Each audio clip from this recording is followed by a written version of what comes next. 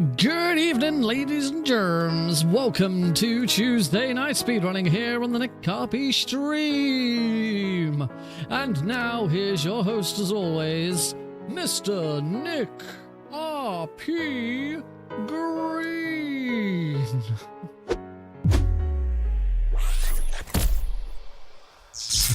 Hello, everybody. Oh, I actually wanted to go to this. Oh, I broke it again. I broke it. Wait for it. Wait for it. I pushed too many buttons at once and I broke it. No, I think I'm going to have to go to a completely different scene. Yeah, we'll just get a completely different scene and then that'll unbreak it. And now I can fix it again. There we go. Oh. Got there I got there eventually. I knew I'd get there eventually. It just took far longer than I expected to do. Hello, everybody. Welcome to the stream. Sort my lights out. I'm looking a little washed out. I don't know. Hello, Vinesh. Hello, Corn Dog. He's from India. Wonderful. Hello, Sal. Yeah, I pushed the button and realized I'd pushed the wrong button. Tom! Evening. I pushed one button, realized it was the scene I didn't want to go to, and then pushed another button whilst it was transitioning, and that completely breaks OBS, and OBS is like, I don't know which scene I'm going to! So I then had to go to a completely different scene altogether to then come back to here. Also, I realized my gain capture is very high. I'm doing some experimenting with having all of my volume levels turned down a little bit. Because post Prevent-A-Thon, I've realized that maybe, just maybe, I've always had everything a little bit too loud. So we're experimenting a little bit with that. I need to have a... Sound is something I've never been very good with. I've always been terrible at working out what to do with audio, and everyone always has lots of different ideas about what to do with audio and how to balance it and what's good. So yeah, I'm giving it a bit of a different. Everything's getting turned down a little bit just to see if that improves things a little bit. Hopefully StreamerBot as well, but we'll have to wait and see when someone uses an intro or something like that. But anyway, hello. Hope you're all great. We're back after I had a break for a week. Then we were back for one stream, and then we had another break because there was no stream last Thursday because I did my Prevent-A-Thon run on Thursday. I then I wasn't really around much over the weekend because it was Prevent-A-Thon all weekend, and it was amazing. There's no better word to describe it. It was an absolutely incredible experience. Outside of when I hosted for GDQ, the biggest team that I've been a part of for an online marathon, and just the reception to the stuff that I'd done and all of the work that everyone put in was just amazing. I just never understand the best way of handling like audio levels and like filters. Like, I mean, I obviously have some filter. I have a limiter and I have compressor and stuff like that. But like going into like equalizers and stuff and trying to listen to my voice and decide, oh yeah, this works and this doesn't. I just don't have an ear for it. I don't have an ear for it at all. I have a bit of an eye for cameras, and as I say, I feel like my gain, that's better. I feel like my gain was a little bit low. For those who aren't aware, Selkoof Mine, who's in the chat right now, is the lead organizer for Prevent-A-Thon. And there's Pat the dog. Hi Pat. Right. Prevent-A-Thon's new mascot, which has been awesome all weekend, seeing Pat the dog pop up all over the place. It's been great. I'm from the UK. I am English, as you could probably tell by my accent. Although they then said bye, so maybe there we go. Hello, Cosmic! I had a couple of miles to go. I looked up and saw a glowing orange object in the sky to the east. Welcome, buddy. So today's stream is going to be very much more Jade Cocoon, ready for Speedromizer this weekend because the fun don't stop. Just had an entire weekend of Prevent-A-Thon. Then this weekend it's Speedromizer, where I've got 2 runs on Sunday. The weekend after that I fly to Italy. The weekend after that I fly back from Italy, and then maybe on the Sunday I run for License-A-Thon. I've got to say, I'm getting a little concerned about License-A-Thon because, well, I've just said that License-A-Thon is, what does I say, two weekends from now? No, 3 weekends from now. It's the last weekend of June, and there's still no news about a games list or anything. Like, this is the one where one of the organizers like approached me after I'd submitted and said, "Have you got anything else you could submit?" Because at that time they were a little low on submissions. They had loads of time left. I don't know why they were that pressured about it. But yeah, it's like, I'm going to Italy for a week. If I'm going to be in this thing, I could do with knowing about it a bit sooner than a week before, because I'm not going to be able to do a tech chat. I'm not going to be able to do anything whilst I'm in Italy. Like, I need to have everything prepared, everything that I'm going to do, both like work, home, and speedrun wise, before I go. And if it's not already by then it ain't happening. I will have no access to anything whilst I'm away. So yeah, I keep checking on Discord to see if they've posted anything. I don't like badgering people. I don't want to be the person to post in there and say, guys, any news on the game schedule? Like, the submissions closed. Like, let me find License-A-Thon. I have just posted in License-A-Thon to say that I'm live, so I'm kind of hoping that no one's jumping into the stream to hear me complain about License-A-Thon. I'm not necessarily complaining, I'm just concerned. They posted on the 30th. Oh yeah, submissions closed on the 1st of June. So it's been 10 days since submissions closed. And we don't know anything yet. It's like normally I wouldn't be that fussed, but because I know that it's 3 weeks away, but for me it's only 2 weeks of prep. And if I do get something in, I could do a practice in it. I have submitted two games to License-A-Thon. One of them is the second speedrun I ever learned, so it's not that bad. I've been doing it for quite a few years, and picking it back up again won't be difficult. That's Castle of Illusion starring Mickey Mouse. I should tell a lie, that's the 3rd game I've learned. The 2nd game I've learned was technically Sonic Generations, which I've only ever showcased once. For good reason. I was shit as it. The other one is Wacky Races, which like I did for 2 weeks and then left it alone. If heaven forbid, if they accept Wacky Races, I really hope they don't. This was what I put in when they came to me and said, "Have you got anything else you can submit?" If they accept Wacky Races, then like Speedrun Tours UK development's going on hold until it's over, because I'm gonna have to practice like non-stop. Because yeah, I did that run for like 2 weeks and then gave up because I mean I was good at it. It was all right. You know, I'm pretty sure I can remember. But something, I keep saying this whenever I bring up Wacky Races, something happened last August. Something in that game happened. Something got discovered, because last August, like 3 people beat the previous world record. So some new skip or find or something got found. So I will have to learn that. But I'm kind of hoping they don't accept Wacky Races. It's not a very interesting speedrun. Really, you play as the Mean Machine, you get into the lead, and then you just drive and boost. There's not that much to it.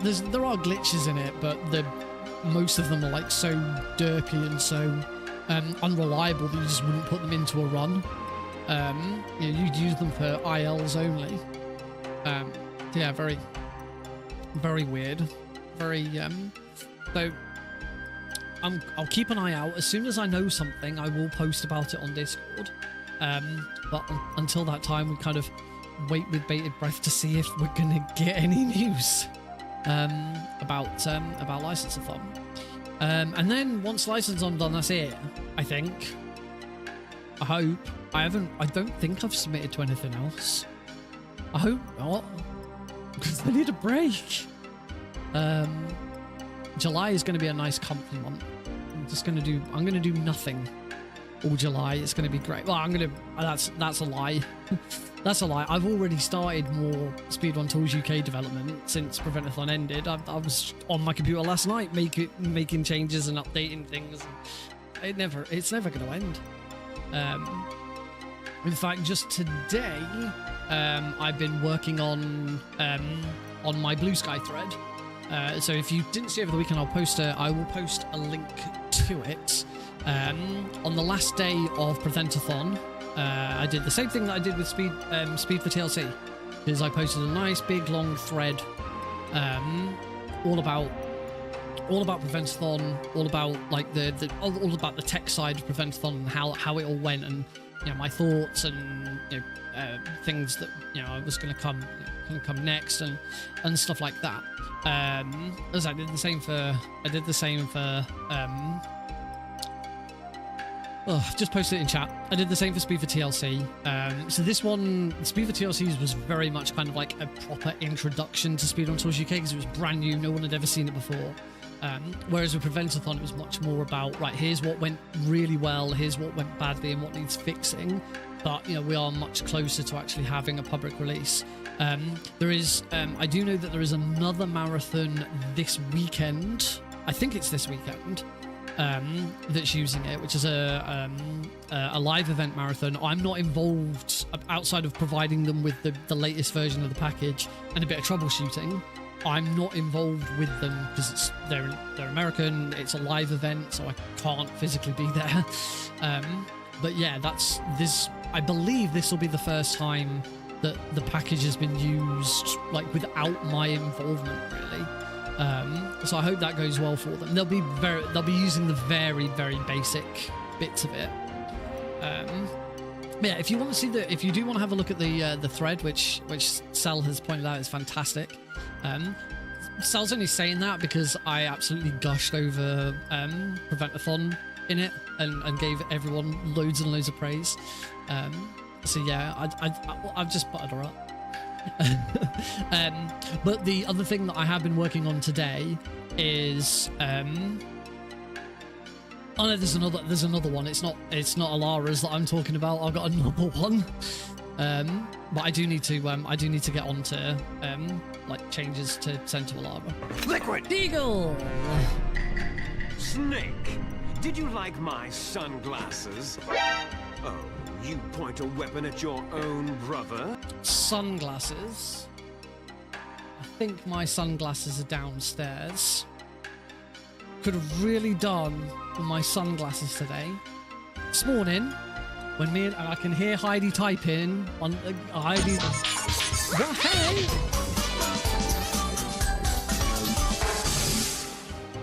Here we go. A message from SGT Deagle, who has just gifted 5 subs. SGT Deagle is gifting 5 tier 1 subs to Nick Green's community. They've gifted a total of 87 in the channel. Thanks, SGT Deagle. If you got a gift sub, be sure to thank them. Thank you, Deagle. That's 5. And now, of course, here we go. All 5. So that's Stone Age Philosopher.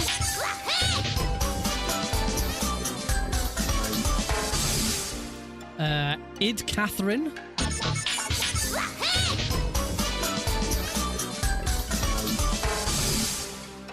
Lucy Ramone got one.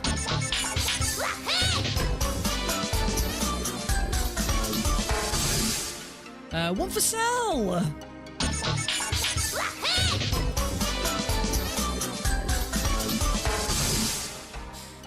And one for Shiralol. You came in handy as bait. Oh, brilliant. Thank you. once again, Deagle, your generosity knows no bounds. Thank you so much for another 5 gift subs. Like, actually, I will have the list. It shows at the top of the chat. Sergeant Deagle in first place with 87 gift subs. It's insane.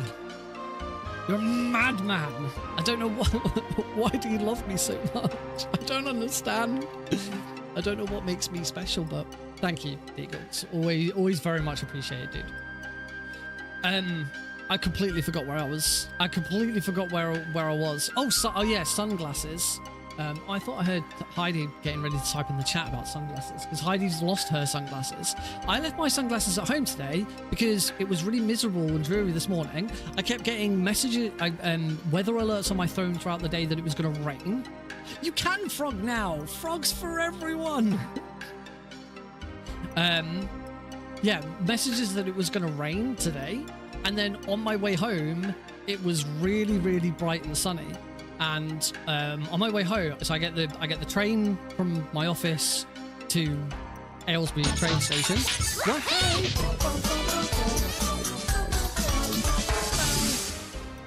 A message from HeidiHehe300 who has now subscribed on Twitch for 78 months. 78 is a lot. 78 is a lot. You've been subscribed to me longer than we've been married. I don't think I've ever really noticed before how the bot calls you Heidi Hee Hee. Heidi Hee Hee. That's it, from now on I'm calling you Heidi Hee Hee. Heidi's sat over there, which is why I'm looking over there as I say that. Heidi Hee Hee. Heidi Hee Hee. Yeah, that's your new name now, Heidi. Sorry. The bot has spoken. She's typing furiously. Okay, let's actually finally finish this story. Welcome Shirlol, new subscriber. Thanks to Deagle. Yeah, no sunglasses, rain stuff. So I get the train to Aylesbury train station, and then Aylesbury has an electric scooter network. So I hire an electric scooter to get home. When I say hire, it's just an app on your phone. You approach a scooter, scan it, unlock it on your phone, ride it home, park it up in one of the parking areas, and then click a button on your phone, and you're done, and you pay for it. It's about a couple of quid. And it's great.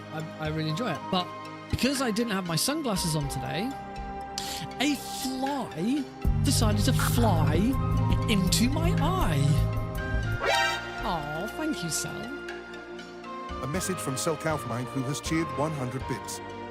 Corgo 100, but seriously, you did amazing this weekend. Oh, thank you so much. I did go back and watch the finale when I woke up on Monday morning. So I did appreciate the little shout out about me definitely being asleep because I was definitely tired. And everyone in the finale did an absolutely fantastic job of making sure that we hit the category. And you cried because you did. It was glorious. It was amazing. It was Prevent-A-Thon made a new PB. That was the end of the story about the sunglasses. A fly went in my eye. It hurt like hell. Yeah, fly.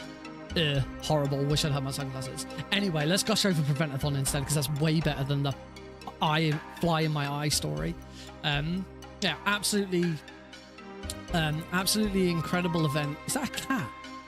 Is that a cat in glasses walking? That's a cool emote. That is a sick hype train emote. If anyone else who got that hype train emote, that is because I believe everyone gets the same one. Oh no, I got a different one. I got a cat. I got something laughing hysterically, but I can't tell what it is. That cat did remember his sunglasses. I thought everyone got the same emote. Never mind. Anyway, back to Prevent-A-Thon. Prevent-A-Thon made a new PB for amount of money raised. They have now raised over 10,000 Canadian dollars in its lifetime for Little Warriors. which is a charity all about protecting children and rescuing children from like sexual abuse and other domestic abuse and stuff like that. Oh, that is a cool spell. T.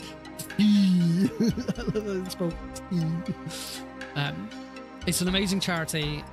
It's an amazing group of people who come together to put on these events, and I am so pleased and so proud to be part of that team now. Anyone who's been following me for the last few years will know how rough I've had it when it's come to working with marathons and speedrun teams. I've already left 2. One I was barely part of at all. It's over 11k now. That's awesome.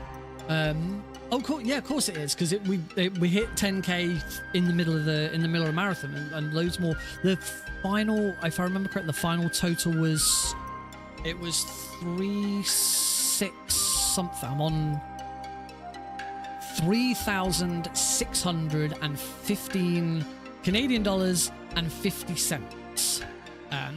So, which is amazing, landing at a lifetime total of 11,419 Canadian dollars and 50 cents. I don't know who donated 50 cents. Although with all of the different exchange rates, obviously I donated in pounds and it transferred over. The only thing I can tell you about the exchange rate is I donated 16 Canadian dollars and that cost me a little over £9. So that tells you a little bit about the exchange rate. It is wonderful working with a team of primarily Americans, primarily Canadians. They're all lovely, especially Cell, especially Alara, especially Cubs. I cannot thank Cubs enough for his help, support, and advice over this weekend. Cubs, at the start of it, Cubs was a fellow tech staff, and like a couple of weeks beforehand got promoted to tech lead. So Cubs has been the tech lead. Cubs also runs off Cubs' computer, so like has it on Parsec, and we all dial in and do it that way. And like letting me come in with Speedrun Tools UK and sort of taking over like the development of the package and stuff like that. A lot of faith got put into it. Is still primarily Americans, even if it is a Canadian charity and Canadian organization. Letting me come in and do all of that, but not only that, but like absolutely throwing himself into it as well. The advice, the big thing for this marathon when compared to, is it really that small? I thought there were loads more Canadians. I need to start looking at flags. Start looking at people's flags. I know I'm the only British staff member, but I'm not the only European. Someone else is European. I can't remember the name. I'm sure Sal will know, and Sal will probably put it in the chat shortly. The big change when compared to Speed for TLC. I mean, there's loads of changes since Speed for TLC, but the biggest one on the stream was the Omnibar. Where for Speed for TLC, I had no tracking apart from runs, like you show up next and stuff like that.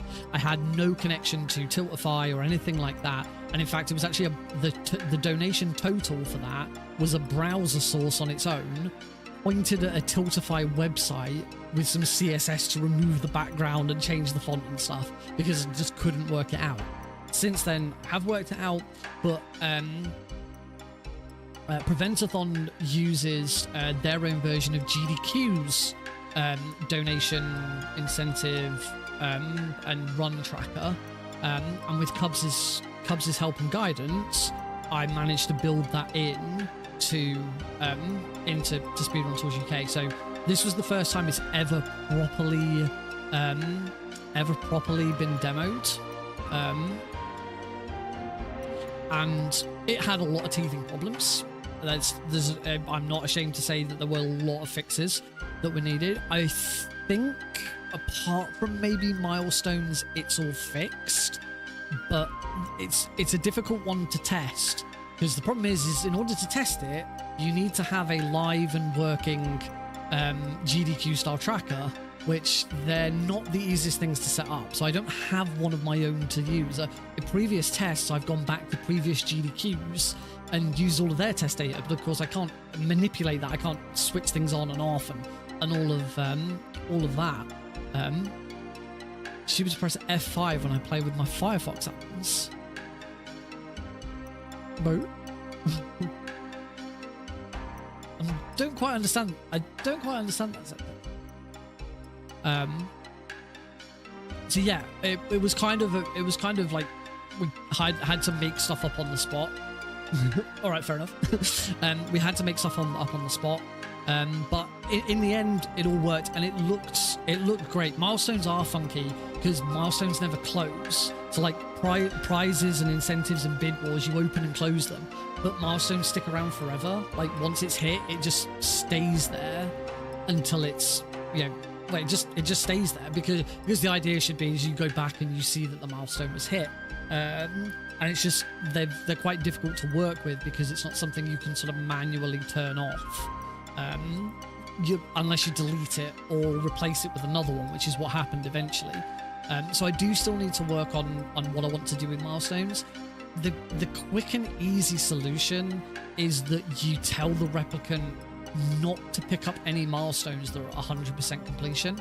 The problem with that is it means as soon as the milestone is met, it disappears from the omnibar, and I don't like that idea. I want the milestone to show on the omnibar complete so everyone can see that it's been completed, and then it goes away, you know, later. I don't know. Maybe in that case the solution to that is you tell the milestone, you tell the replicant to stop picking up milestones when they're 110% complete.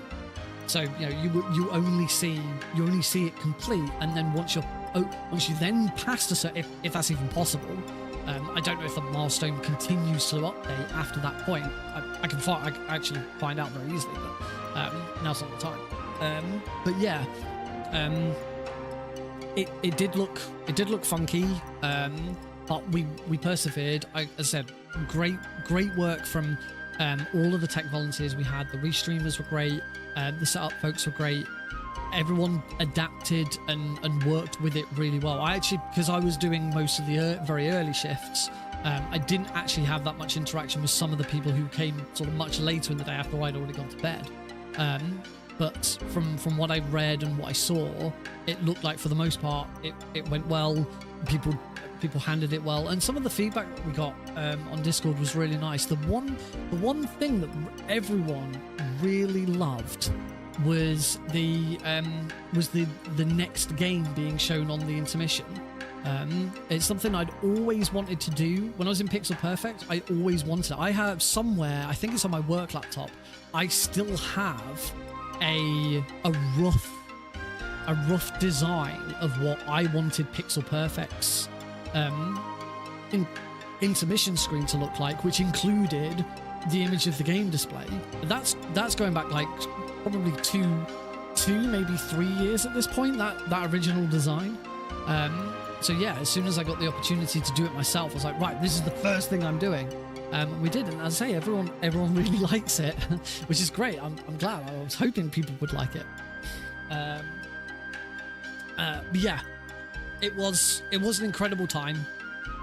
It's definitely the best staff or backstage marathon experience that I've certainly online. It would be remiss of me to say it's the best marathon experience I've ever had, because I did do GDQ once.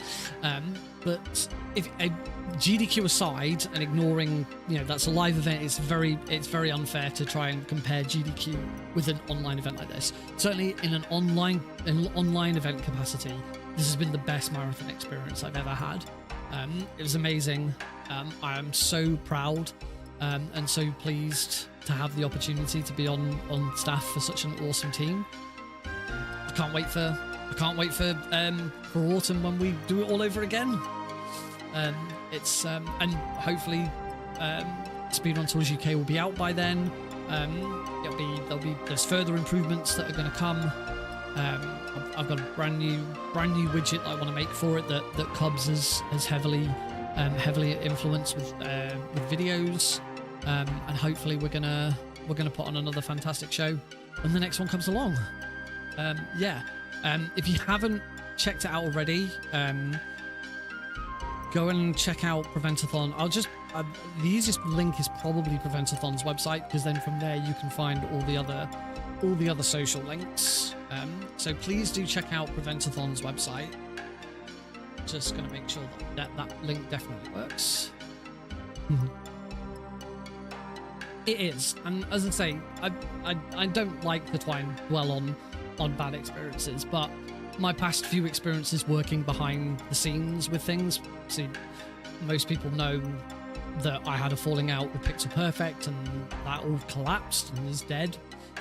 Before that, I was very briefly on staff with FTLG, and then left as soon as did a lot of people leave as soon as they discovered that they'd had a massive transphobe as one of the head organizers for 6 months and not done anything about it, which was just freaking horrible. And then MGSR's not a marathon, but that was not great.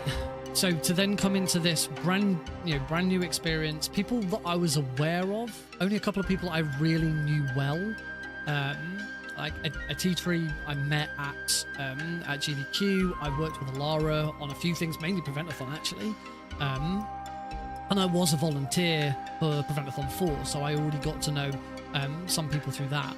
So this being my first big experience on the inside with it, couldn't have asked for anything better. It's been an absolute pleasure, and it makes me feel like all of the work that I've been doing, because there's been some times with this work with Speedrun, so I must have put in hundreds, probably closing in on 1,000 hours of work on Speedrun Tours UK, and there have been times where I'm like, why am I doing this? Is anyone actually going to use it? Does anyone actually care? And am I even going to finish it and release it? Who bloody knows at this point? But certainly this weekend has proved that there absolutely is a desire for it. It does work, and it's great.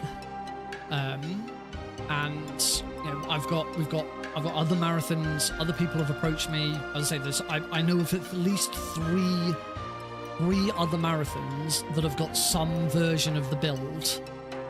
I don't know what's happened with one of them. I sort of gave it to them, and they never really came back and said anything else. There's one, as I believe this weekend, I've been troubleshooting with the lead organizer today and yesterday actually. And then Alara's got one in a few weeks' time, which I need to send her the latest build, because I fixed a lot of bugs over the weekend as well. But yeah, please check out the Prevent-A-Thon website. Go follow them. Follow them. Follow us. I'm part of Prevent-A-Thon now. Follow us on Blue Sky. Subscribe to the YouTube channel. Well, the VODs are going to hit that later this week, including my Klonoa run, which was fantastic. That Klonoa run is now going to be my showcase for Klonoa going forward. So any marathon submissions I have for Klonoa, because it was only 9 seconds behind PB. So the time is great, the commentary is fantastic, so it's definitely going to be, that'll be my GDQ submission.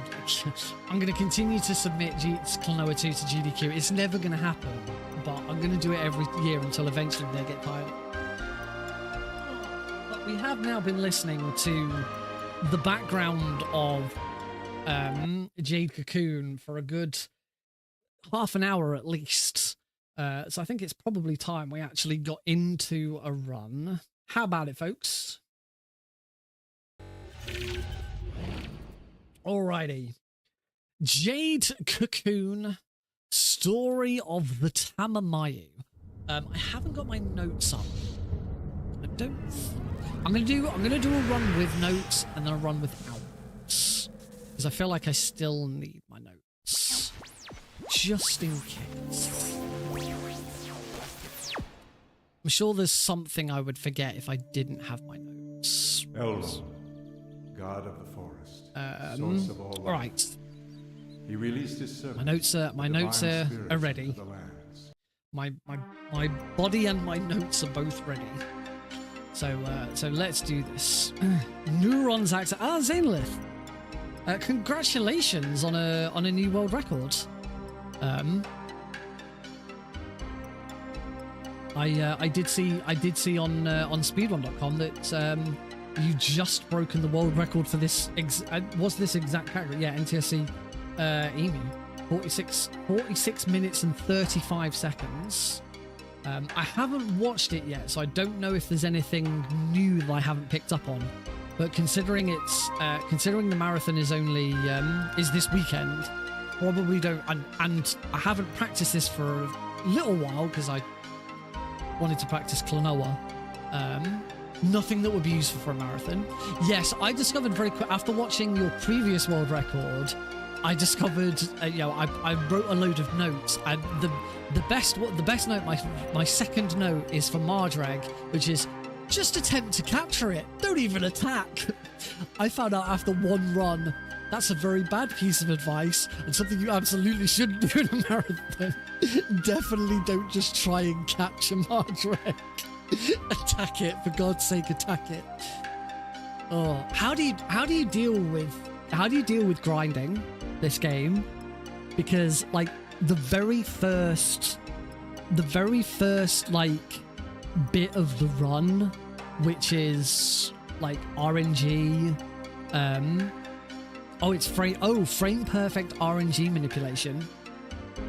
So that's how. I was going to say, grinding this game must be an absolute pain in the arse. For anyone who doesn't know this run, and you're gonna see it, it is 10 minutes of skipping cutscenes and then some gameplay. I wouldn't call it gameplay, I just call it some gameplay. There's a heck of a lot going on. Anyway, let's someone shout out a color. Whichever one of these four colors you wanna see the game's menus in, because that's an option that we have. I haven't actually given that option to Speedromizer. Cosmic has said pink. We're going with pink. One more minute be perfect up until Turturus. Not going to attempt the one during that fight because that's death if you miss the frame.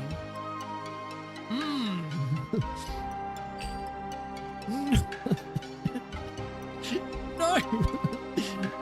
Must stick to marathon safe strats. Do need to change some of these. Instant animation cut stays on, speech goes off, subtitles stay on, magic effects and capture effects go off because it's faster. And we are almost ready to go. I haven't put in color options for Speedromizer. However, I have given character name. Which I've never done before. I've never been able to give a character name incentive to a speedrun marathon before. The only downside is that character name entry is part of the speedrun. The timer has already started.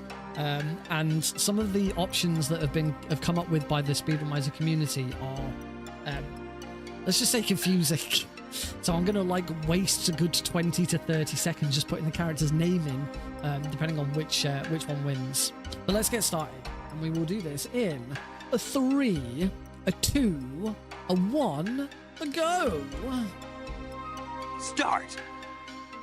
Thank you, Snake. Oh.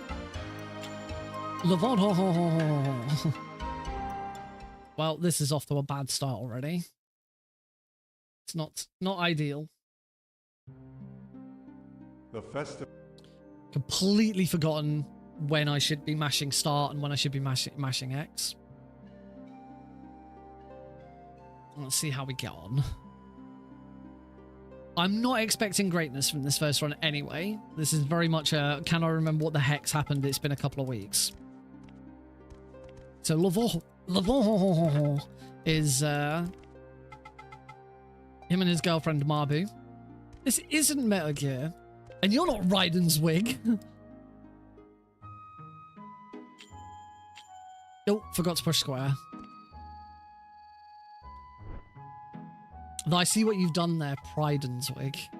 I get it. It's because it's Pride Month, right? Rick Hetz has run away, has he? He's run off, you know. It's all hearsay. It seems as Happy, though he stole happy the Pride firearm Month, he wanted, everybody. and he ran off. His son is still so young. Too young to become a cocoon master. Run away, will you? I wish every month was as colourful as Pride Month.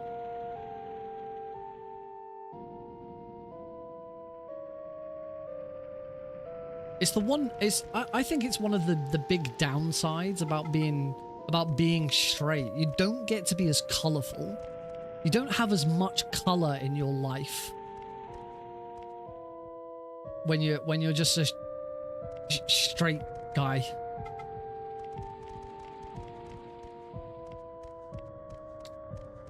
I'm slightly jealous. Then again, I do have a rainbow tie, which is amazing, and I love my rainbow. I wore my rainbow tie for GDQ actually.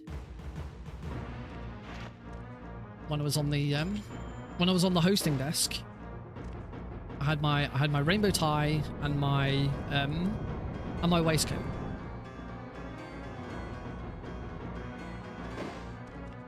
I did see who the Doctor regenerated into. That was pretty crazy. And now we're not going to learn anything about it for forever, because Doctor Who's filming is all up in the air at the moment. And Levant has been defeated by Minion. There we go. We're already 2 seconds behind. Wonderful.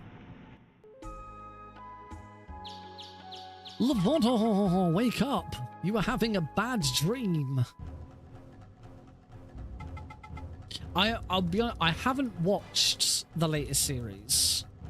Not necessarily because I didn't want to, but more because there's so much stuff on at the moment and I can't watch everything. I still haven't finished Andor Season 2. So far, that I can think of that I'm in the middle of, I got to finish Andor Season 2. I still haven't finished Invincible. Rick and Morty has now started again, and I'm an episode behind. There's like several other Star Wars shows I haven't watched The Acolyte, and I haven't watched the other one, Skeleton Crew. Heidi and I have only watched the first episode of the latest series of Black Mirror. Heidi and I have only watched the first couple of episodes of the latest series of Miracle Workers, because that we finally got access to watch that. I do have Now TV, so I could also watch The Last of Us.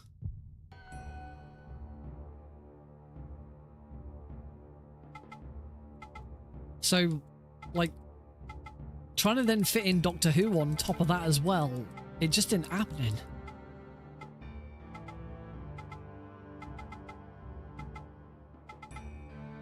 Oh, and I think Heidi and I are also like a couple of episodes of Family Guy and American Dad behind, because yes, I still unironically watch Family Guy.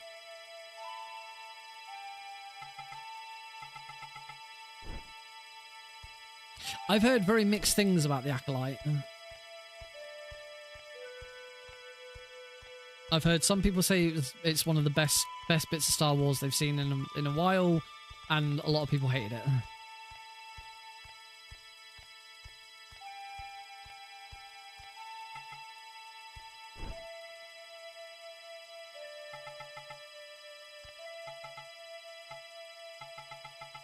Mash, mash, mash, mash, mash, mash, mash, mash, mash, mash. More mashing of buttons. I think that's all the shows I'm like in the middle of. But I'm sure there's probably more. Oh, I still haven't finished the final season of Sonic Prime. There you go, there's another one.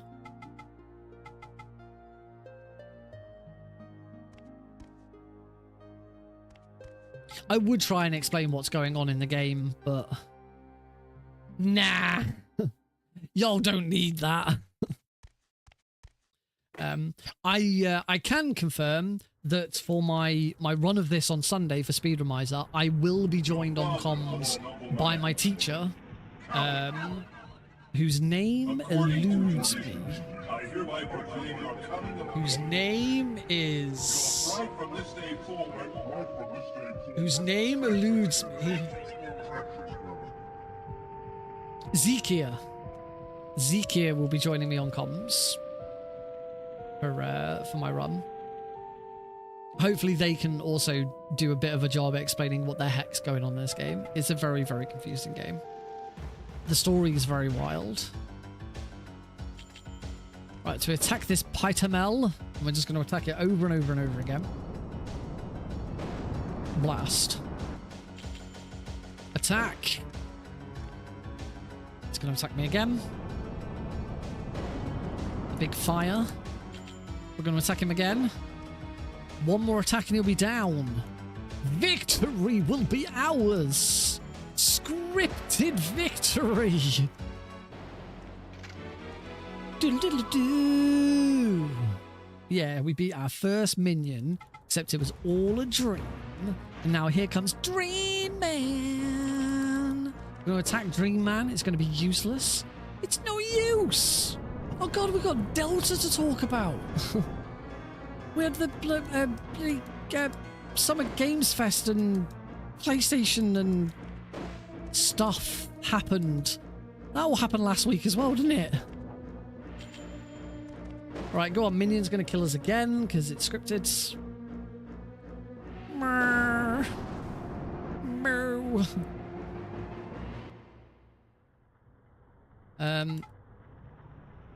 So yeah, over...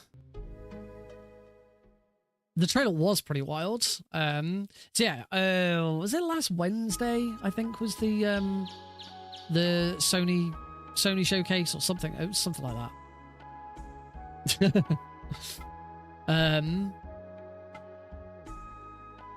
Oh, there's not even more movement here. It's just more mashing, waiting for cutscenes to pass. So yeah, during the PlayStation showcase. Finally, gameplay. No, another cutscene. Yeah, there was a new trailer for Metal Gear Solid 3 Delta. No, don't proceed. I want to go to the Watchtower.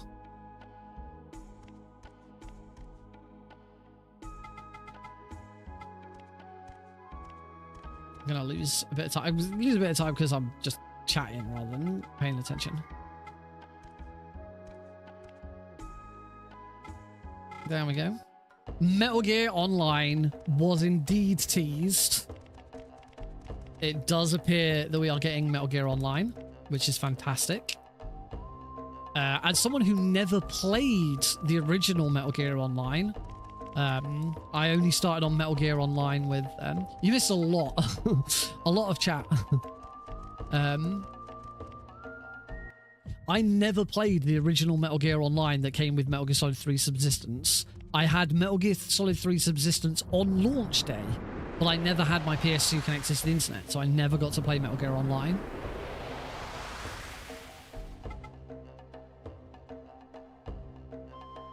I would hope so. The bit that sort of got teased was someone was lying down. Oh, you can press R2 to page down on the menu. Watchtower is 2 presses after leaving Garrow's house. Top is 1 press. Oh, that's cool. Quit. Whoops, I'm not paying attention. Capture. We want to learn how to capture. So we're going to attack Arpatron and then capture. Thanks, Daniel.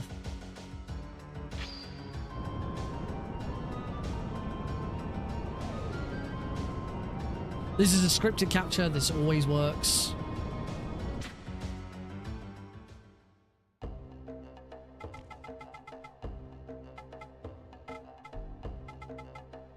And moving on. Before we move on, we are gonna back it up, go back in, and that gives us a Oh, I got past it. That might be the first time. That might be the first time I've ever gotten past the... First time I've ever gotten past the first one and then immediately ran into the second one. Okay, so note to self for the future. If you get past the... Yeah. Oh. If you ever get past the first one, maybe move over to the right. Now we're going to do our first glitch. Hunter's Walk into the Blue Cocoon Master's den. Now, Nick, remember to go to the shop. I must go to the shop. There is a shop in town, and I must go to it. I often forget to go to it. In fact, I've had at least one run where I've done this exact bit where I've reminded myself to go to the shop and then not done it. Oh yeah, Death Stranding 2 as well. I didn't watch the latest bit for Death Stranding 2. And then he forgets to push square. Right, shop. I want to sell this Valerian powder and buy 3 metas. I'm glad I kept my notes open.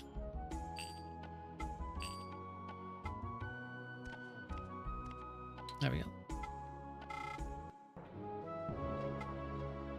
2 hours of Kojima talking about all the vegans. Bloody hell. That was for... I mean, I imagine it was probably 2 hours of Jeff Keighley gushing over him. Because that's what Jeff Keighley likes to do.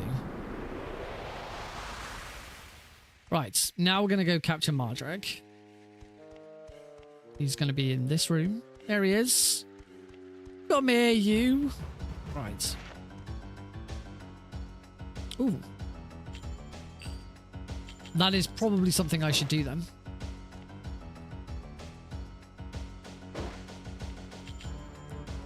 So we're going to slap Mardrag over and over again. Oh, this might... Hopefully this is a question you might be able to answer. Is... Trying to think of the best way of wording it. Is it a higher capture rate the less health they have, including being in red? So this might be a good time. No, I'm not quite in the red. Like, if I was only just in the red, is it still worth doing another attack and that would improve things? Right, I'm going to use... no, I should only need... Yeah, I should only need one of these.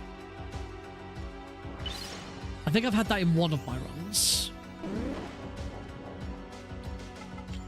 Come on, capture. Yeah, like if you only just get a monster into red health. Right.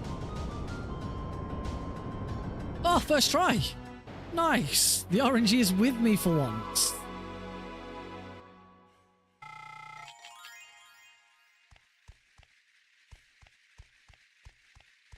Oh, beautiful. And that's a gold split.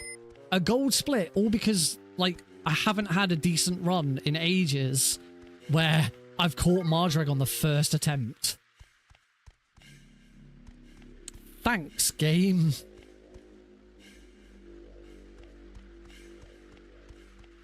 This way. Into here. So I'm going to use that key that I just picked up. Oh, if I can go correctly. Get past these dudes. Make sure I don't run into that one. I've done that plenty of times. Ooh. Turn here.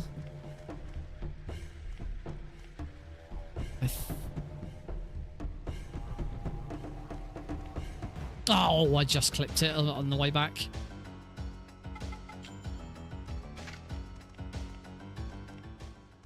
Yeah.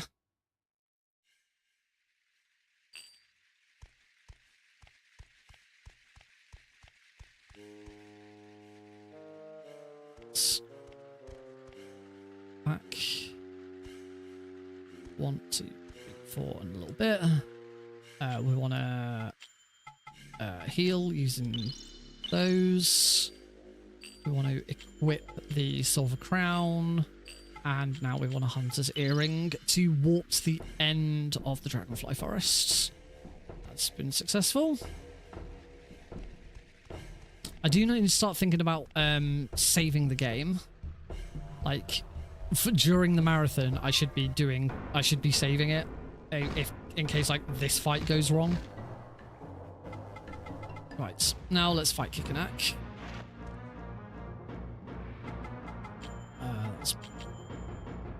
So 2 of each Agni Seals for this fight. There's 1. And I will need to heal in the middle of it. Second Agni Seal.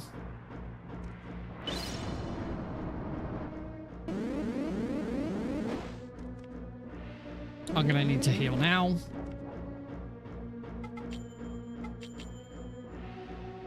There we go.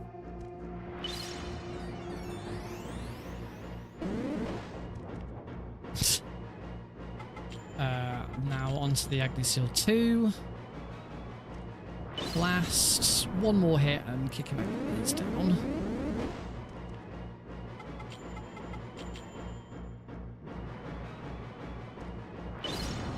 Nice. Doo-doo-doo-doo-doo.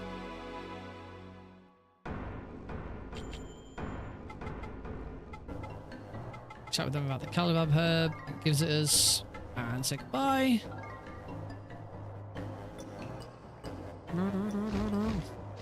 I love Kickanak's music. It's really cool. All right.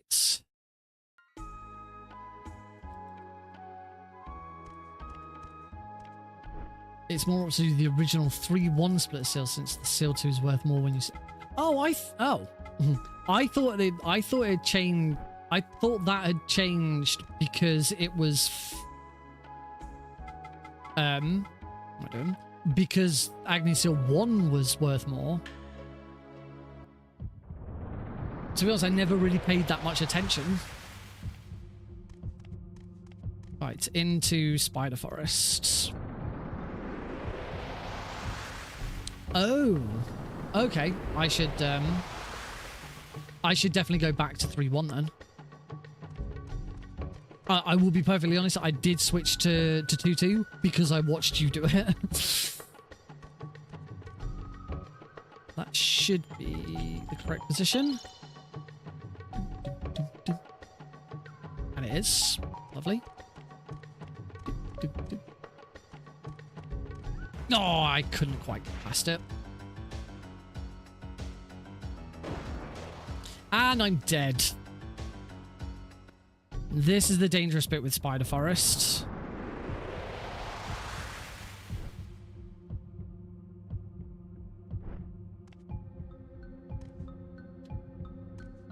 I don't know if I have any. I've got 2 Metamorphs, so I should just use 1. All right, we'll try that again. Yeah, I'm now going to go behind. There's no way out of it. But this is marathon practice. I should be doing no reset runs, regardless of what happens. And it's not that big a time loss. It's almost certainly going to prevent me from PBing now, but oh, bit too far in.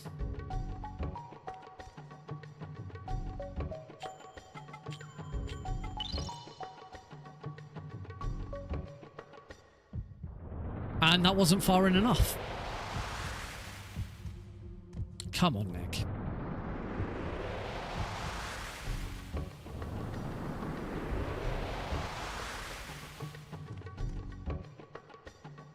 That's understandable, yeah.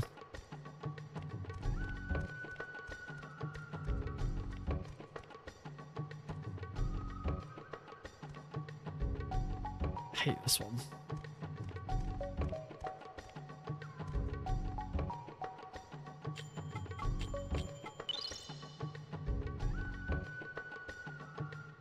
Nope, that wasn't far enough.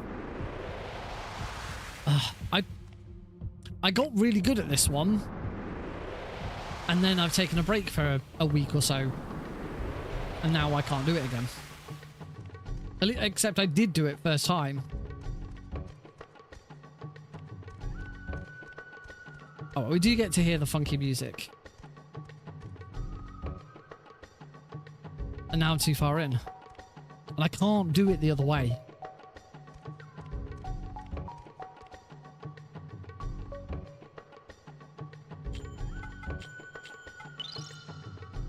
It's not me, it's the controller. There we go. Right, that worm should... Oh, that worm's still there. Oh. That's annoying, because there's a spare item around that corner, which is sometimes handy to grab. Oh, I'm going to get attacked by this one. Yeah, there's a spare item around the corner, which I don't usually get, but if I do get tagged by the worm, then I will grab it because I might as well at that point. Oh, need the skeleton key.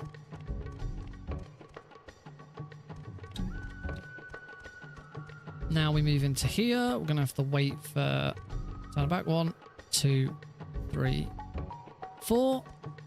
We can run past it without... Nope. As long as I don't... No. No. Oh dear. That was just bad. That was just bad movement. Hopefully... Come on, retreat. Please retreat. No. Oh, please don't kill... Please don't kill me. The first one's changing the arena. Retreat. Yay. Successful retreat eventually. Alright, that's Spider Forest done. Spider Forest is probably the riskiest forest for me, just because you tend to go into it with very little health. And if you get into a fight, there's a good chance you just die, which is exactly what happened. I have this nice big long... I have this nice long cutscene with the mushroom tree. It's a mushroom tree, and that's what we're sticking with. Doesn't look like anything else. There's definitely a tree that looks like a mushroom.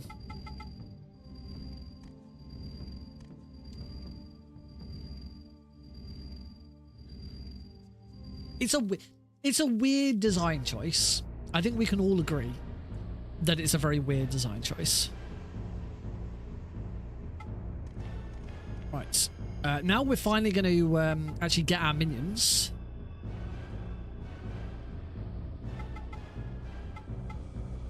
Which I feel like Marbu is not happy with this, because her response to talking to her is, "What now?" It's like, Garai's been taken away and hauled off. They're probably going to kill her. Why are you talking to me? Whoops. I'm just making a mess of this. Alright, off we go. We have our minions, and I can't walk outdoors. Must remember to start using R2 for menus. Whoops.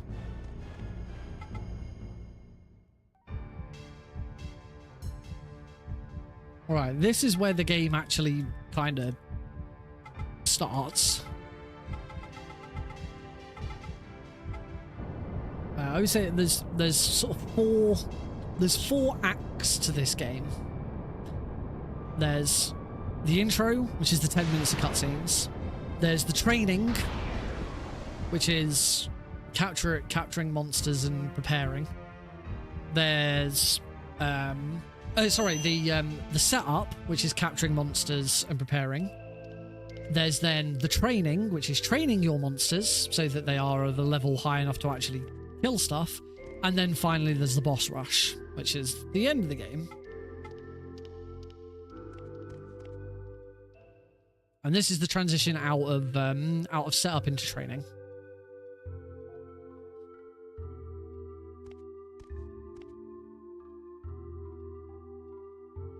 As you can see, we're quite far behind now.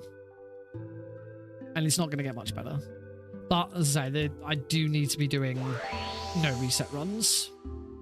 I really should try and do a run where I save every so often. So that...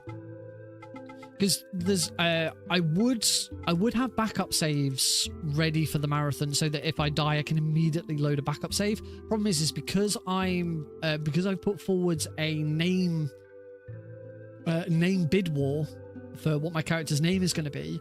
I don't want to then revert to a backup save because I'll lose my name. So what I really should be doing is saving as I go along, so I can revert. Which in a marathon setting is fine. I certainly don't expect to be getting a PB in the marathon unless something goes amazingly well. Right, I have no idea whether I need to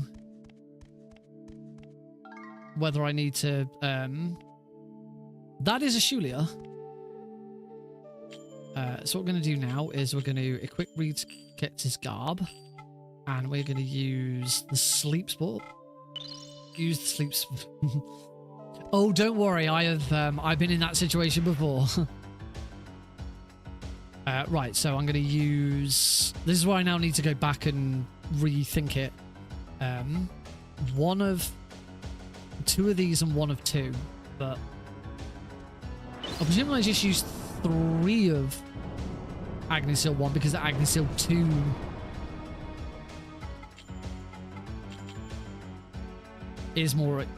will give me more money. Or would a... I don't know. 3 Agnes Hill 1s might kill it. That's what I was thinking.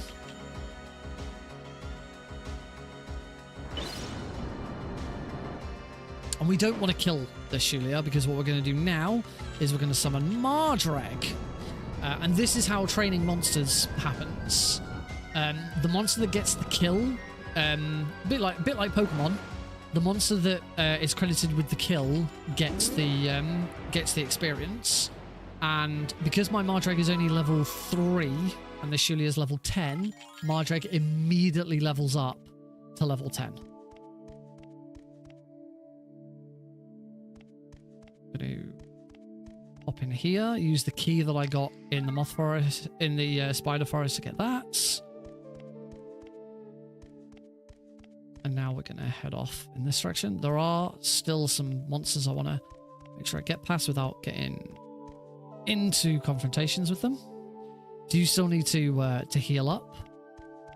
We're now going off, and we're gonna this next fight is going to be where there's another skeleton key there for a bit of extra cash. This is where I'm now going to train Arbitron in the fight against Poacher, and this is where RNG starts to get a bit more tricky because you start getting a lot more blocks. The enemy can block your attacks, and that's horrible. Right, so I do want to heal Levant using a meta, not a bitter. I've made that mistake before. Bitters are worth much more. And now we're going to fight the Poacher. Oh, I forgot to split the Shulia. So we're going to summon Mardrag.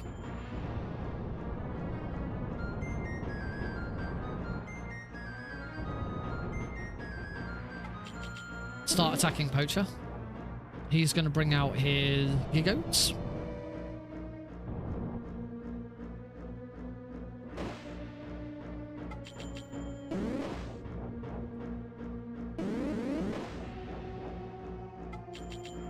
We're going to kill the Gigoats with Mardrag. And now we're just going to attack Poacher over and over.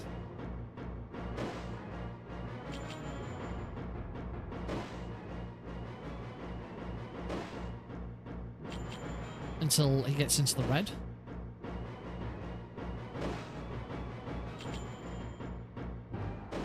Like that. We're now going to switch to Levant. Levant's going to do a couple of attacks to get him really, really low. In fact, I think I'm going to leave it there. Now we're going to summon Arbitron and do the same thing with Arbitron. Arbitron will get the credit for the kill on Poacher and will level up. I believe it's also to 10. Nice. And that is Poacher. That's going to be a gold split only because I completely forgot to... But that's caught up a lot of time. Well, I say that. Hasn't really. That was a really clean Poacher, actually. I was quite pleased with that. No blocks. No crits. No crits from Poacher. Which is always nice when it happens.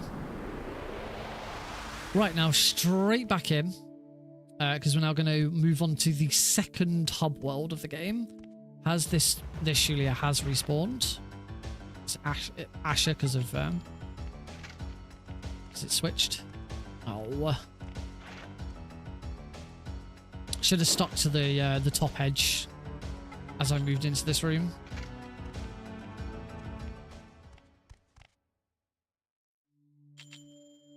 If you follow the line where the shade meets the light, you'll always dodge it. Ooh.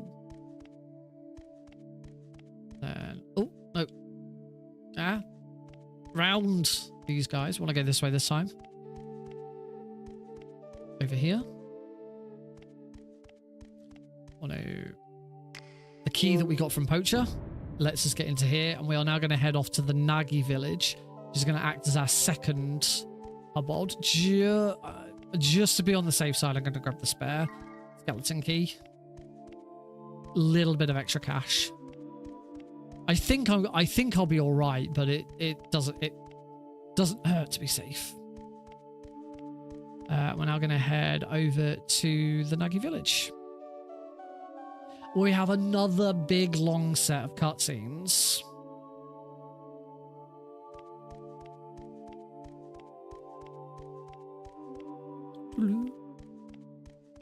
That'd be another.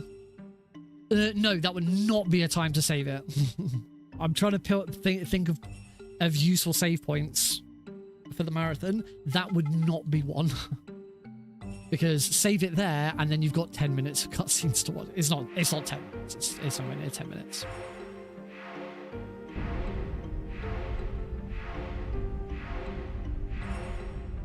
So we're going to go shopping next. I have my shopping list. 4 sleeps, 2 mirrors, 5 metas, 6 excellence. Make sure I've got over 2,500 yen. So that I can then buy weapons and equipment.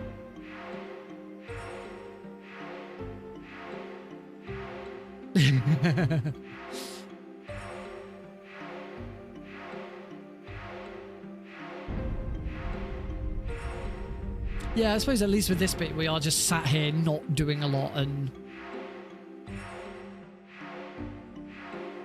making it nice and easy on our hands.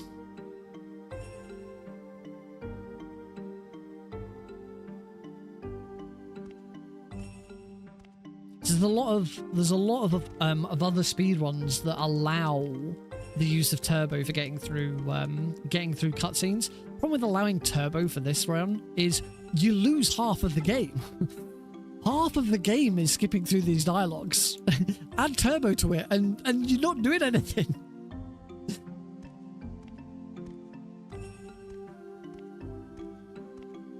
You literally spend half of the game just sat there holding X, which is not great.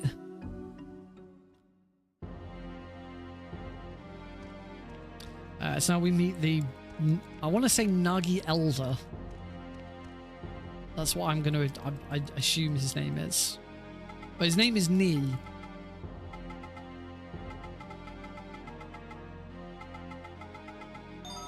Mash, mash, mash, mash. My other problem is I've never been that good at mashing.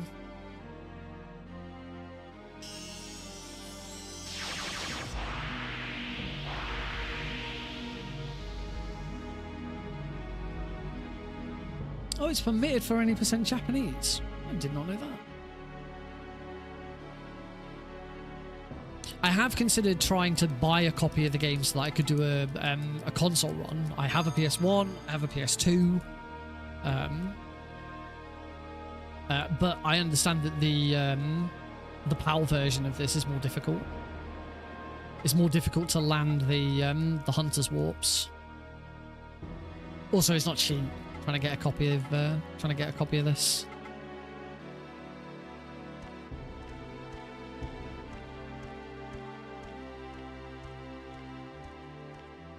And of course, you've got the age-old problem of PAL. PAL will run at 50 Hz, so it runs at 50 FPS.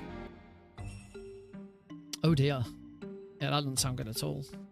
Right, it's time to go shop it. You have to be running to land it. Oh, great. Yeah, I think the only running one that I can do is the very first one. Right, ask about supplies. We need to sell...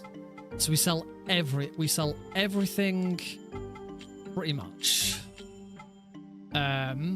We sell specials. We keep excellence. That's it.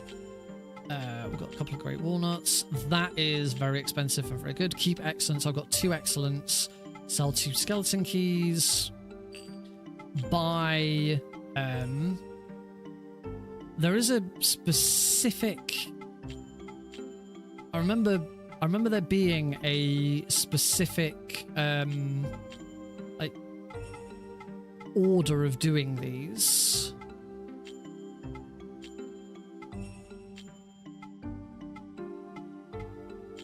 It's like I think you go down and do the sleep spores first. I think I've got everything.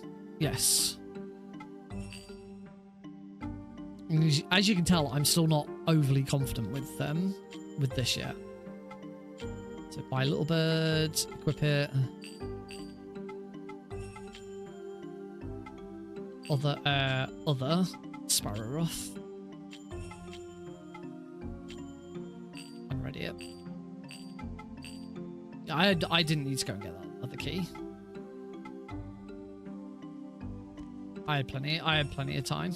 I had plenty of money. Faster not, and just go mugwort, liquor, mirrors, spores. Oh, okay. Do it in the order that they appear. Right, into Beetle Forest. So we are now doing the sort of dream states. You're now doing the sort of the dream states or dark. I don't remember what they're actually called.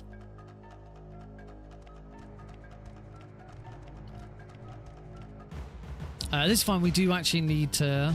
We do need to fight one of these. So we're going to summon Arpatron. We want Arpatron and Mardrake to level up a little bit more.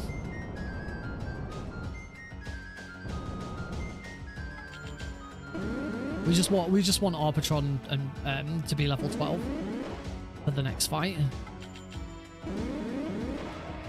against the fire boss.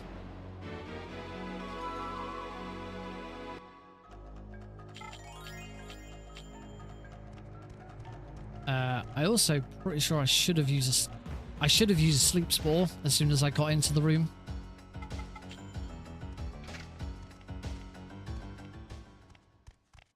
I can do that now, actually.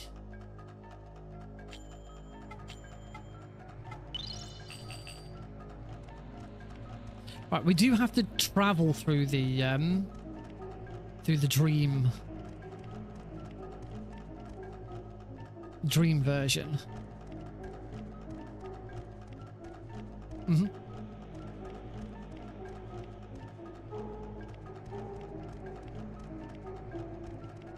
Around these.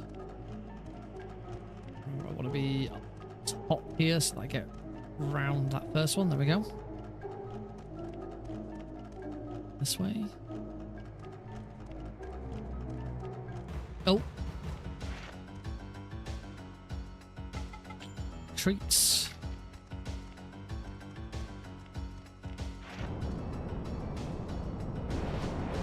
Changing the arena to air. Hopefully this retreat works. Yay. We can use another sleep spore now as well. Use.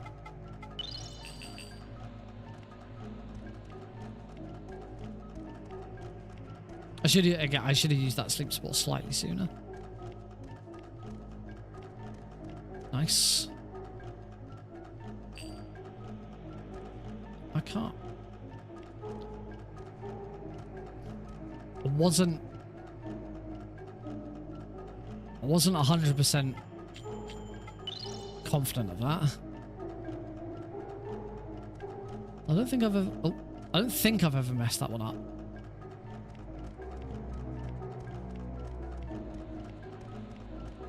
Alright, and into the fight against the fire boss.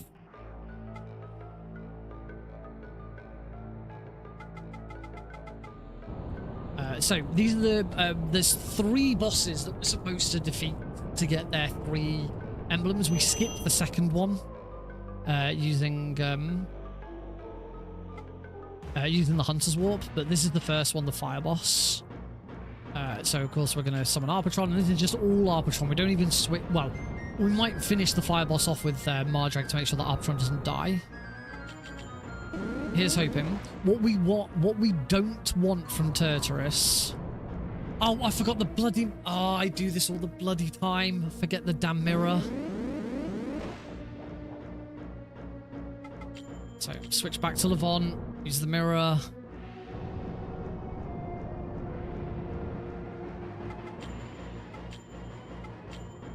As the mirror of Deva prevents any status effects onto the monster. That's going to hurt Mikkel. But we should be okay. Luckily, Levant doesn't need to be out in this fight very often. Alright, now we can start actually attacking Turturus. Now, unfortunately, Turturus has already done the one attack that we don't want him to do. He does a mana attack, where he, instead of dealing damage, he will, I'm going to defend here, because defending gives me some mana back.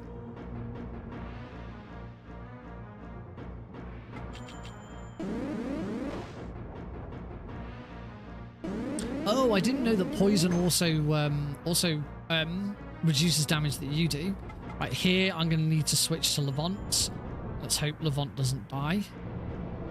But we need to heal Arbitron at this point. You usually do need to heal. Oh, I still got a special liquor for some reason. I'm not sure. I must have collected that from. No, that does kill him.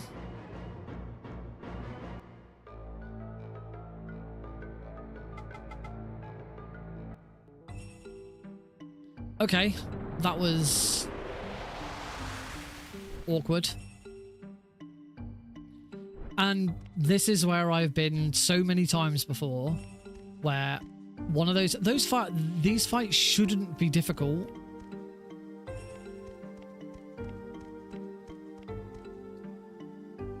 We're just going to play this safe and just heal from here. So many times before I've got to this point and forgotten to use a mirror, and it completely throws it.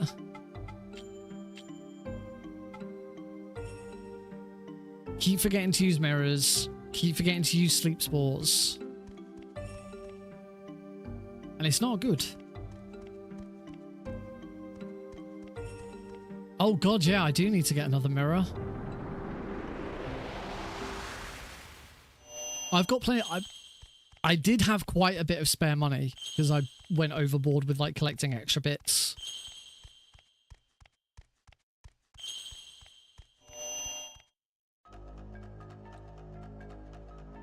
So I'm still going to use...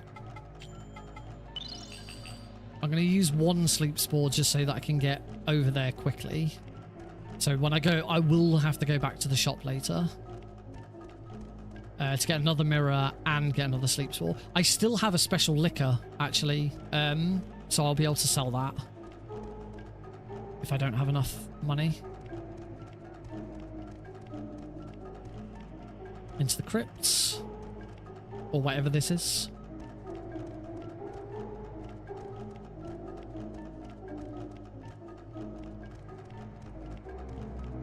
To the top so that I get past that one.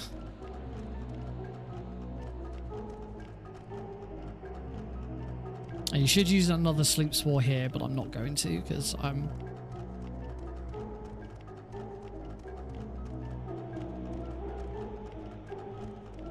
I couldn't quite get past it.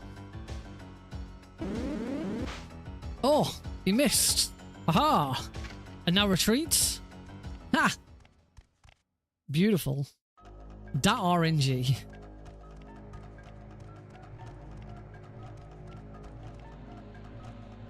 Oh, I moved too far in.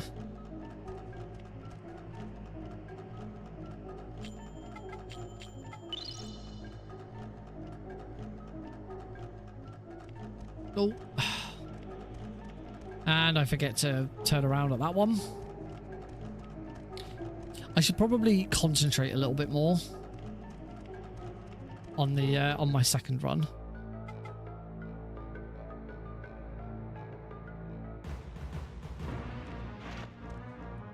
Right, let's get this right this time. Mirror of Deva on Arpatron.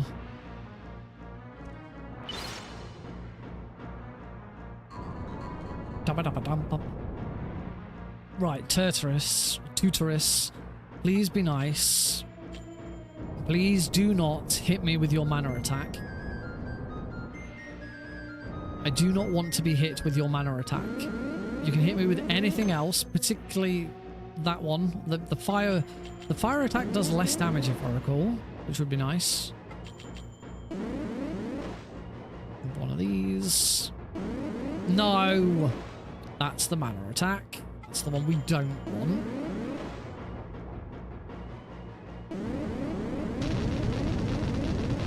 That's the one we do want, because that does less damage. And defend, so that I get some mana back.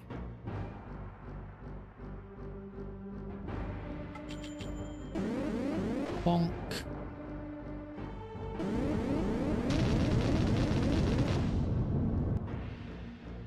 Now switch back to Levant.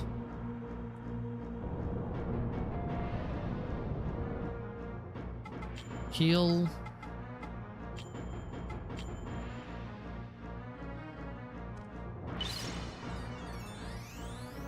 Levant will take a hit. Oh, that is, yeah, that is quite a bit of damage, isn't it?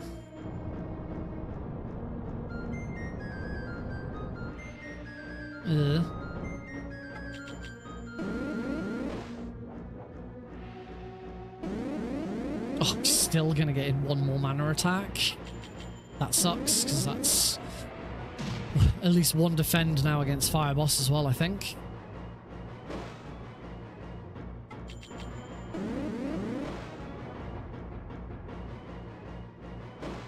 In fact, there's no point in defending against him. I might as well just switch to Mardrag.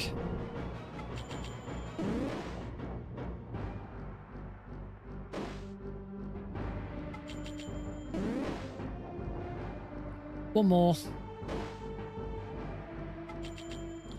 There we go. Nearly, well, not nearly, over 9 minutes behind PB pace. But Fire Boss has been defeated.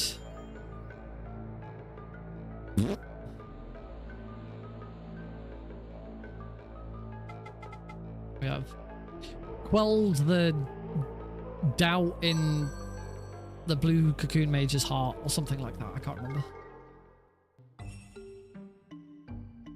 Who do you... Very aggressive. Who do you keep in your heart? Now we are invisible. Because Hunter's warps make us invisible.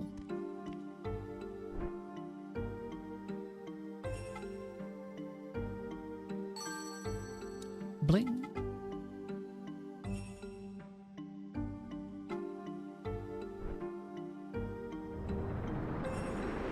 The Hunter's Warp concludes. We get our body back. Arctic camouflage, huh? I do need to go back to the shop. Oh, that's not the shop. That's the shop. I'm assuming Ceterion is the air boss. The one that we skip. Let's get supplies. We need to buy one of them. And a couple of them. And tell you what, why not?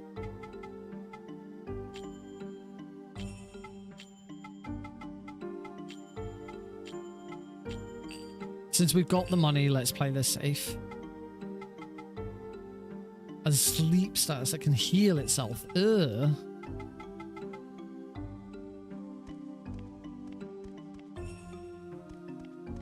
Yes, admittedly, I never finished my casual playthrough of this. I did start a casual playthrough and then realized very, very quickly that if I continued with my casual playthrough, I was never going to learn the speedrun in time. I have, however, done a slow speedrun where I've read every bit of dialogue and watched all of the cutscenes that we see during a speedrun, so that I at least understand what's going on. I've once again forgotten to sleep spore, so I'm probably not going to get past either of these. We should be able to get past one of them.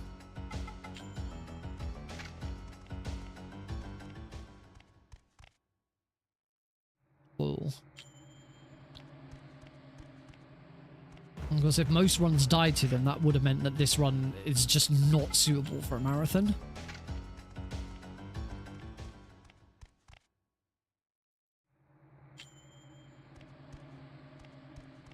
I must say, now that I have another RPG under my belt, I would be tempted to submit this to, obviously I'm doing it for Speedromizer this weekend because it's the run that I got assigned. Or let's play this not safe. Go for the no. Oh, we're not that far into the forest. This run has been pretty terrible.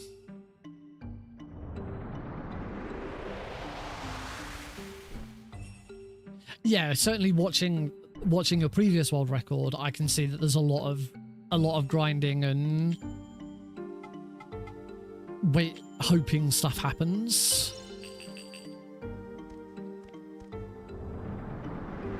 And yeah, you absolutely can't do that in a marathon setting.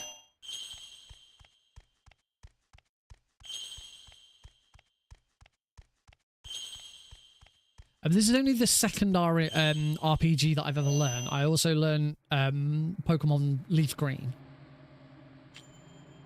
And I gotta say, I feel I've gotten the hang of this a lot more than I did with Leaf Green. Oh, another question you might be able to answer. Does using a sleep spore improve the chances of successfully retreating? I seem to have found that when I use a sleep spore, my retreat, I more often than not successfully retreat, but I don't know if that's just coincidence. I mean, I've just failed. So it could just be coincidence.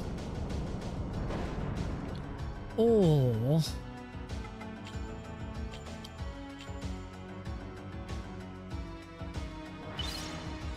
right, then in that case, it's almost certainly just coincidence. I'm gonna have to just try and retreat. Come on, please retreat. Yay.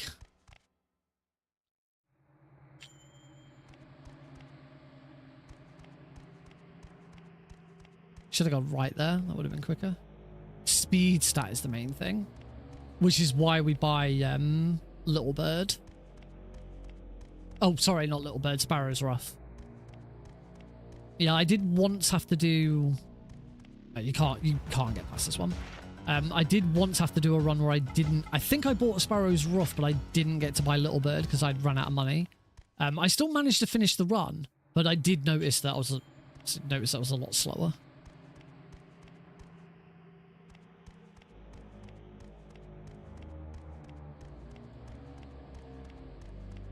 Round and round the circle.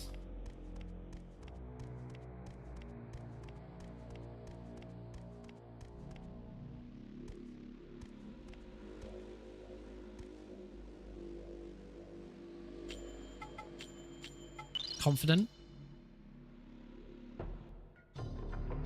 Yep, success.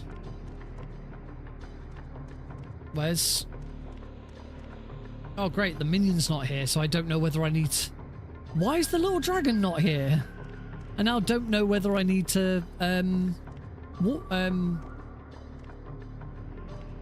change.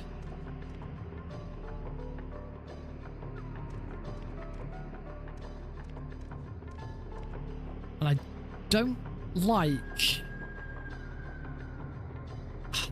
like doing this one.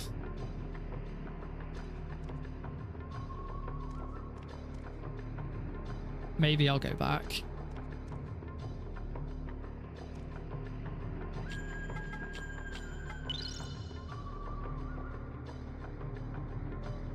I'm okay. I'm through.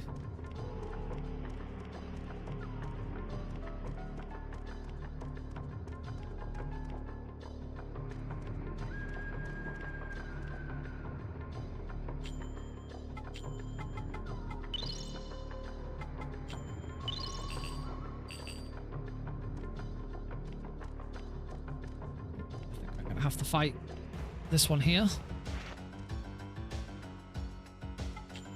Right, summon Mardreg.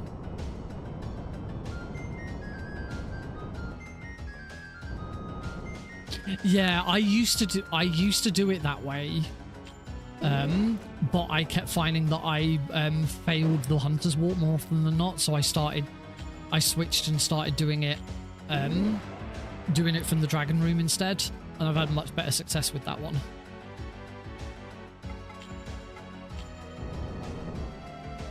But I do know what colour the worm thing in that room needs to be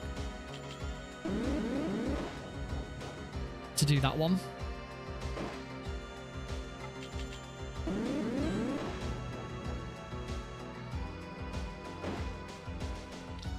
Switch back to Mardreg. Want Mardreg to get all the experience from this because it's his fight next. Oh, this one attack should finish that.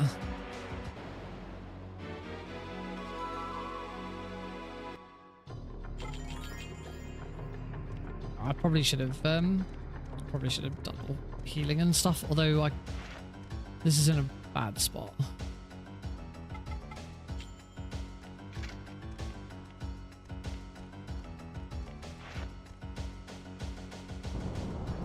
Oh, okay. Come on, retreat, please. I'm probably dead. In fact, no, I'm not probably dead. I'm definitely dead. Oh, I'm not. Oh, I'm going to play this. Oh, this is so slow, but...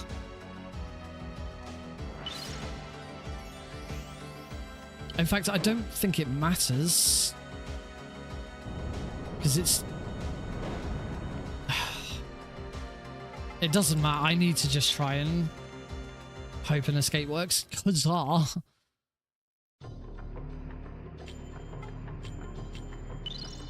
Shouldn't need to use any specials because they both leveled up.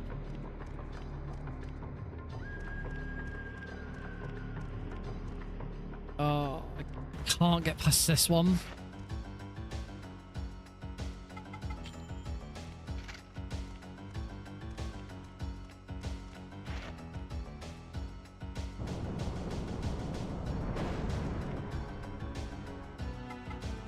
Come on, RNG, please.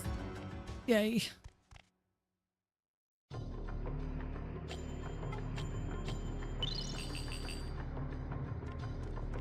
But that is now it. That is the end of the game. No more movement, no more exploration. We've got 2 bosses and the game is done.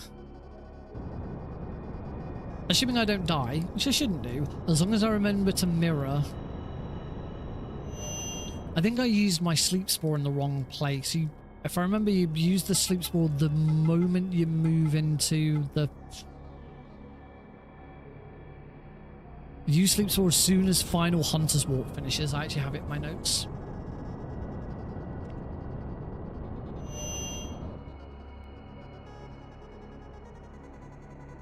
Here is the Earth boss with his incredibly long nose.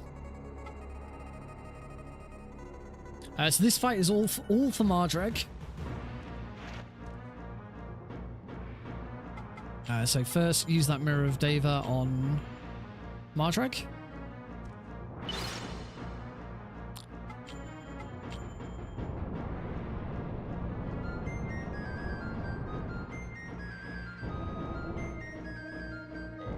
No, I do the warp first and then do it. I'm not confident enough to do it before the warp. This fight is a lot easier than the fire boss. Mardrag's in a better position. Delphinel is nowhere near as nasty.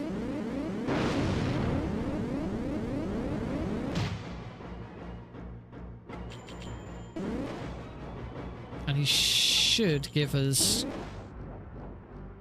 an opportunity to defend anyway. Don't think an attack would kill him there. He's going to defend. Some mana back.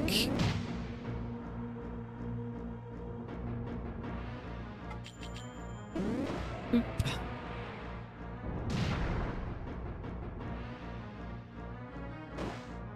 And now we're just switch to Arpatron. And special this guy. Because the bosses that, I mean, despite being called the Earth Boss isn't actually the Earth element. He has no additional resistances or weaknesses. We don't have a weakness to him with Arpatron. He doesn't do more damage to us, and we don't do less damage to him. That's the Earth Boss defeated.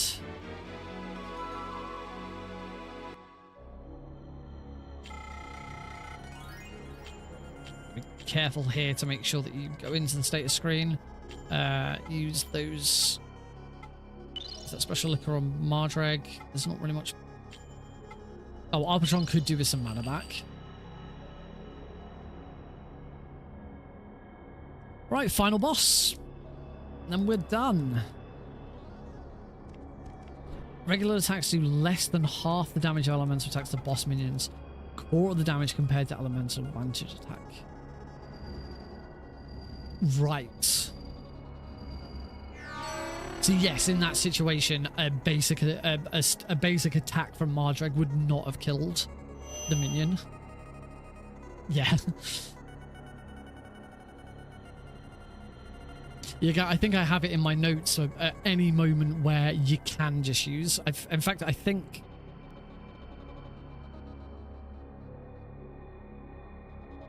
Yeah, Shulia is the only time when you.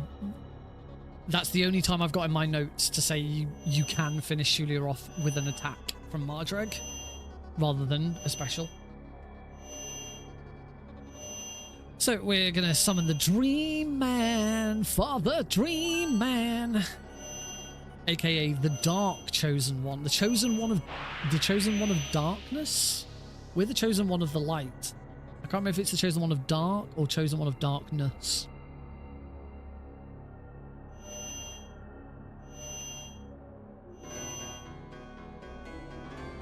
Here he is.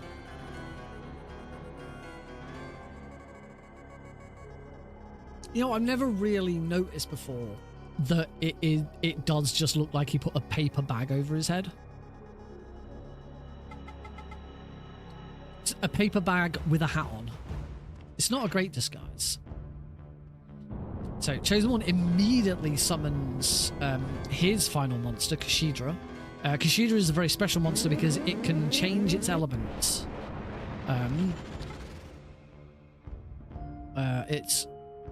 Earth, so we want Mardrag. They do all have weird noses.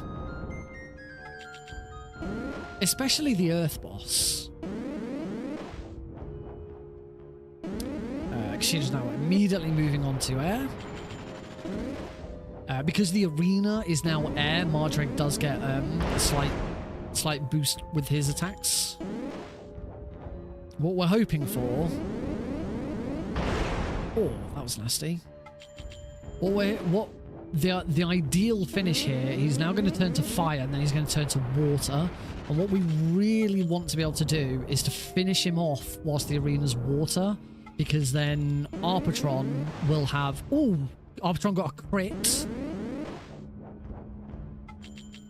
Arpatron will have a... Oh, Arpatron got 2 crits in a row. This is going to be the fastest final boss I've ever done. It's going to take 3 hits here. If the arena was water, this would only take 2 hits.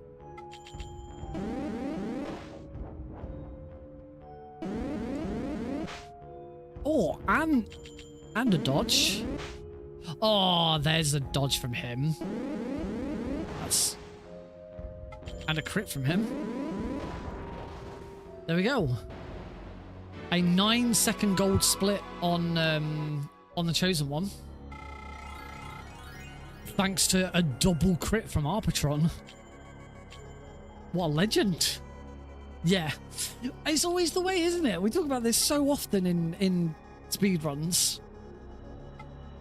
Whenever I want the RNG to go my way, it's always in a run that's already dead and, you know, 12 minutes behind.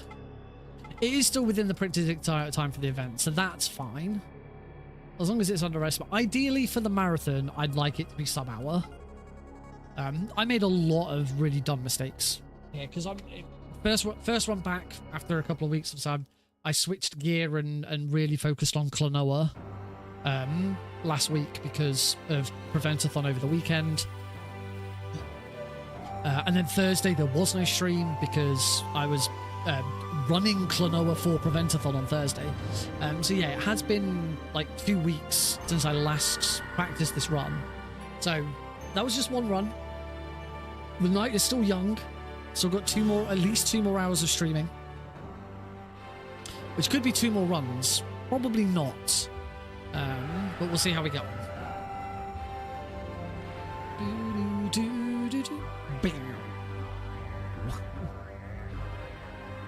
This is a very, like, I do feel like there's the big mushroom tree in the background. I'm pretty sure the artists were on mushrooms when they made, like, you've got to be on some sort of psychedelic drug to come up with this.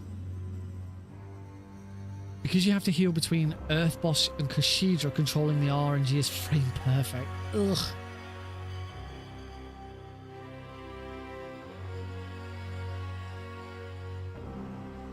Hey, I will still take the RNG and stuff in this run than 40 minutes of resetting Pokemon Leaf Green until I get the right Squirtle. Anytime you select a healing item, RNG updates every frame. How do you learn these things? I've always been... I'm assuming it's like delving into Cheat Engine and stuff like that. But I've not... It's something I haven't really delved into with speedrunning yet, in actually like investigating games in that way. And only then will the accursed ones be granted repose. It is something I'd like to do at some point. Understand? I use Cheat Engine to write auto splitters. But it shall bear the seed. But responsibility. But at some point I really should have a look at learning how to use Cheat Engine to dive into that kind of stuff. Right, well, I think that calls for a break. I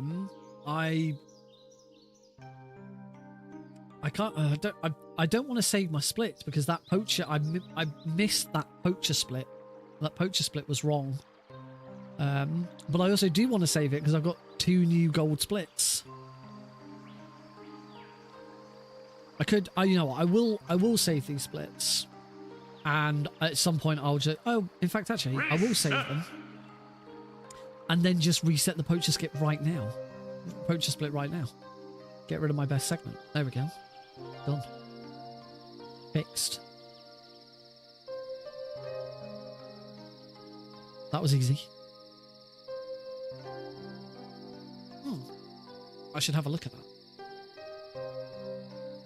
Oh, lots of clicking and ow. Anyway, I'm gonna take a break. When we come back, I'm gonna do a second run. I'm gonna try and concentrate a little bit more during the second run. I think I definitely do need to keep my notes up. Just for now. Yeah, I'm still not gonna try and do a run where I like save it as we go along. I think I will do that when we hit the marathon. I'll definitely do it in the marathon in case something goes. I don't want something to go so wrong that the run just dies. So I probably will save it during the marathon.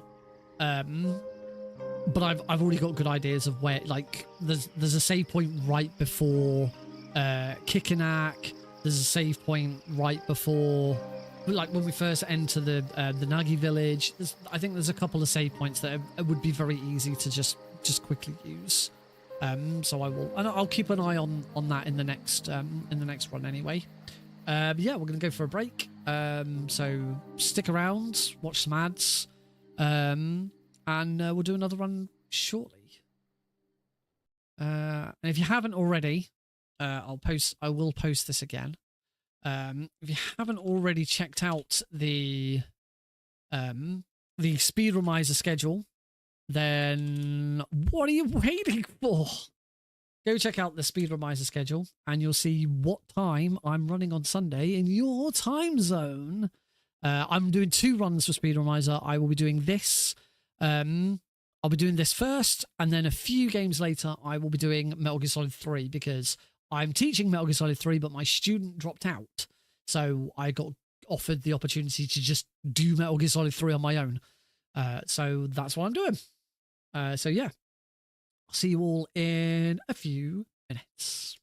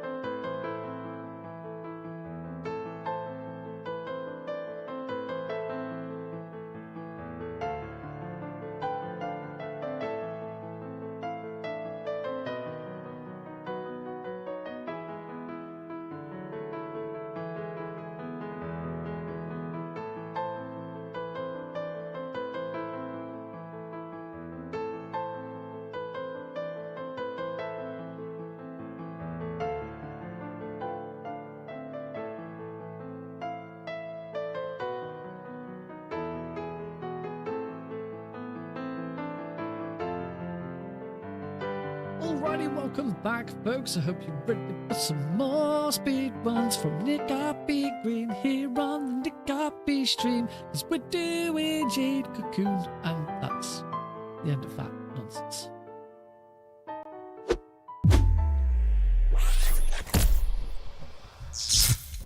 Welcome back, folks. Alright, who's up for round 2? I can, however, confirm this will be the last attempt tonight. I don't know if I'll stay on a little bit longer afterwards, but I'm pretty tired.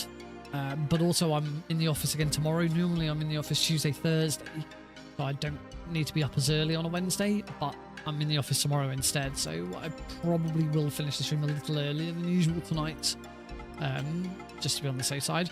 Would anyone like to pick a colour?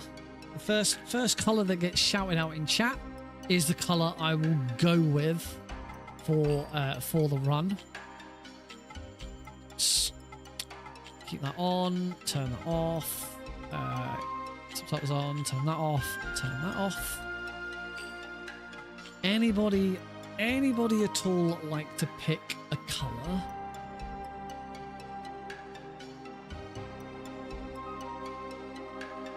I'm going to assume that means everyone else went off for a break and isn't back yet.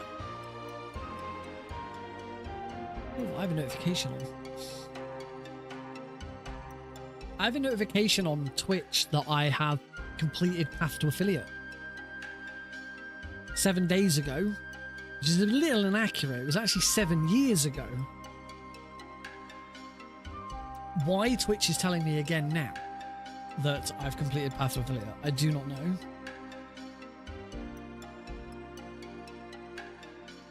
Cool, just making sure I'm not missing any StreamerBot messages, because StreamerBot's decided to pack it in.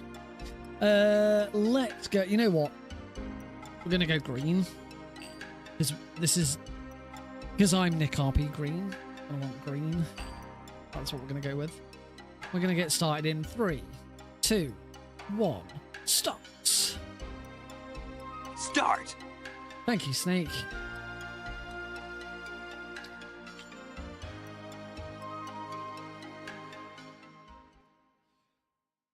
Right, it's time for 10 minutes of cutscene skipping. And remembering which bit I need to push start on and which bit I need to push X on. Shouldn't switch to X until I see the night sky. Here comes Louis.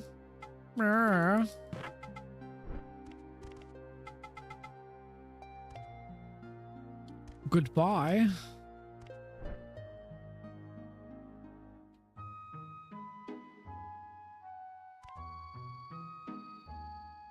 And skip through the dialogue. And now for some tossing and turning. I toss and turn. I can't sleep at night. Once I ran to you.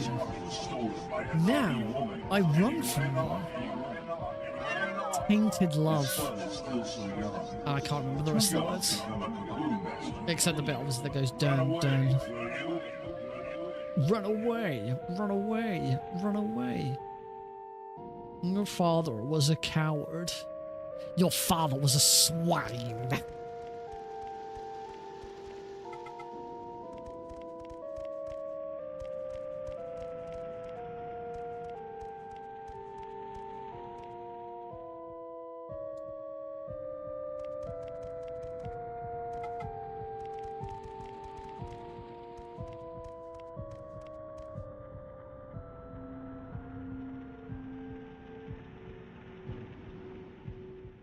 Here he comes, it's Dream Man.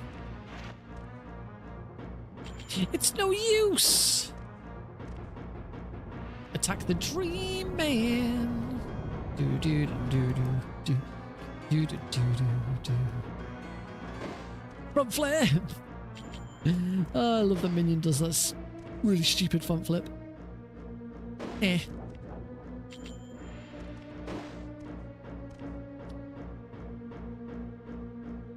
Saying that, Levant quite often does a backflip after he, hits and then backflips away.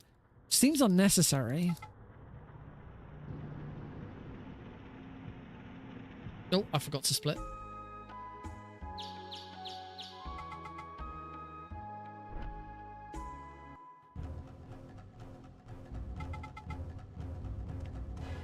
Oh, right. Give my fingers a rest for a second.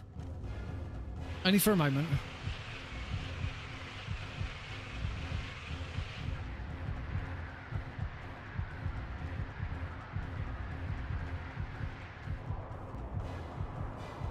Here they come.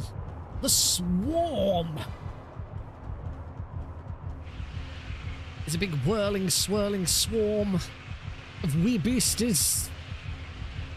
And Garrett's like, nah, get out of town. I really should actually do another run of this where not only do I... oh no, it's the flood. I do a run of this where not only do I read the cutscene, read the all of the dialogue, but also have the voice acting on so I can actually hear the voice acting. I know that Marbu is voiced by the actress who voices Jill Valentine in the Resident Evil series, and this was her first major. This was her first sort of like proper credit for voice acting. Speaking of voice acting, almost forgot to mention this when we talked about Wacky Races earlier. One of the leads of the Wacky Races speedrunning community does an annual video on the game and like updates and things that they've learned, because they're not just interested in as a speed game, they're also interested in like the development and stuff like that. And they've just recently released a video about some interviews that they did with some of the developers of the game to try and learn some more stuff and things like that. But the interviews that he did were just over emails. So it was just him sending emails to these two developers. And getting an email response from them. And for the video, he wanted the developers' responses to be narrated. Didn't want to do it himself, and approached me and asked if I'd like to do it. Because Wacky Races starring Dastardly and Muttley, the Wacky Races game that I have speedrun in the past, was developed in Sheffield. I actually lived in Sheffield at the time of its development. I hadn't shared that with Haman before. When he approached me and asked if he said he liked the sound of my voice, presumably because I'm English, and the developers are English. But yeah, when he approached me and asked if I'd be interested, I said, "Oh, that would actually be perfect because the game was developed in Sheffield, and I lived in Sheffield when the game was developed. So it's kind of fitting." I haven't watched it yet; it has been released. I'll try and get a link. But yeah, if well, I'd say the voice of one of the developers in that video is me. Which is pretty cool. It's always nice to be approached with stuff like that. You know, I've been sort of gushing a little bit lately about how much I've been approached about Speedrun Tours UK and people wanting to use it even though it's not released yet, which is great. I love it, and you know I'm helping those people out as much as I possibly can. But yeah, it was a bit of a surprise to get that message from Ham. I was like, yeah, absolutely, I'd love to do it. I do have some voice acting experience, not a lot, but I do have a video game credit for voice acting.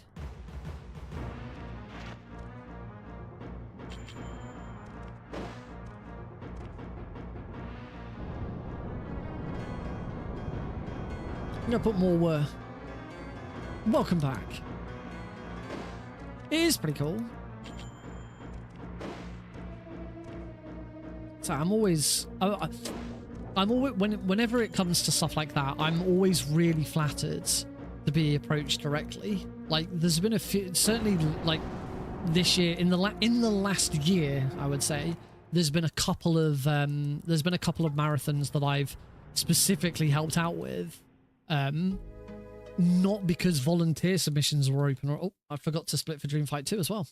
Not specifically because volunteer submissions were open or anything. I was probably aware of them, but because, you know, organisers for those marathons approached me directly and said, "Hey, we're looking for some volunteers to help us with this. We know that you're someone who's reliable and has experience in this area. Would you help?"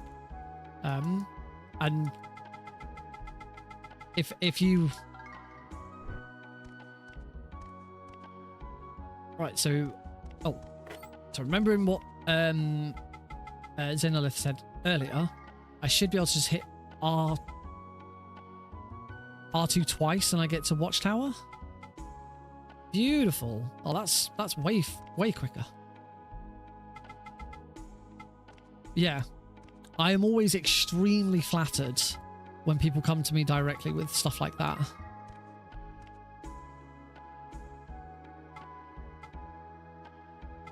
Okay, holding R2 doesn't work the same way as holding down does. Unsurprisingly, I got a gold split because I forgot to split beforehand.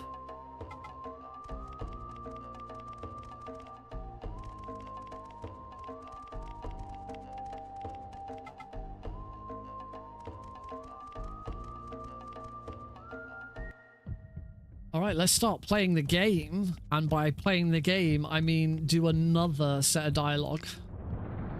I love this. We need to go into the beetle forest and find the blue cocoon master. He's there. He's there waiting for us.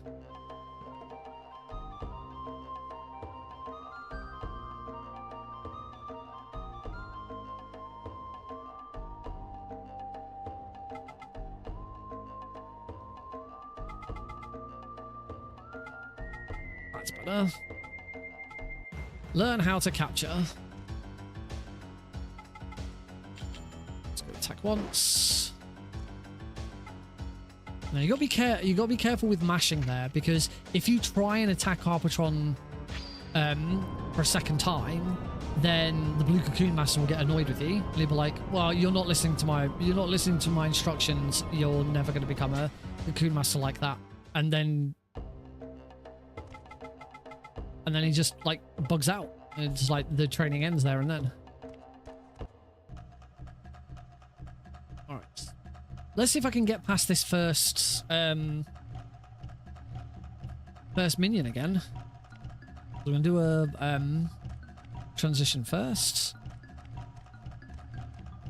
No, I couldn't quite get around it. Oh, and it's attacked first as well. But it's not, the attack's not that bad because it's a level 1. It's not going to do any damage.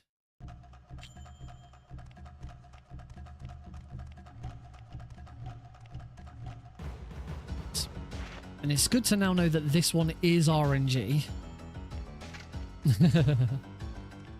I've never been sure.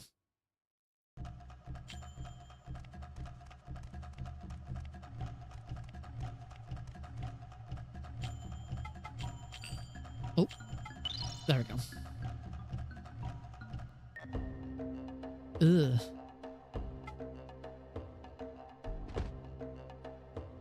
It's one thing that I'm really not very good at and would save me a lot of time, which is being able to get around minions better.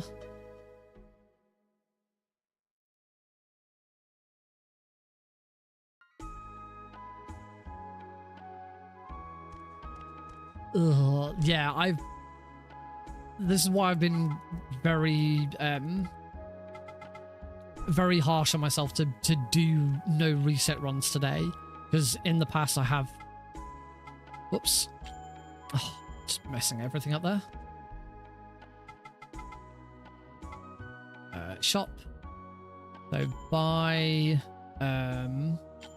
3 metas. You suggested I buy a Sharb and sell this Valerian.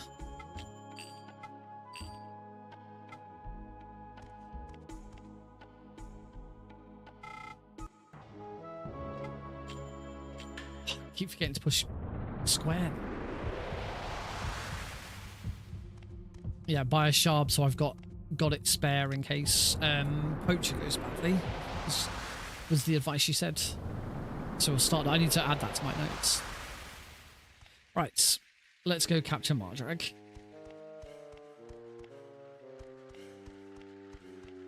Now, last run, I got first try. Would be nice if I could do it again. Slap.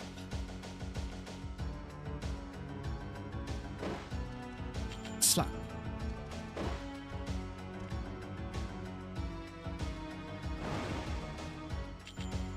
Oh, that was a crit as well. That was nasty.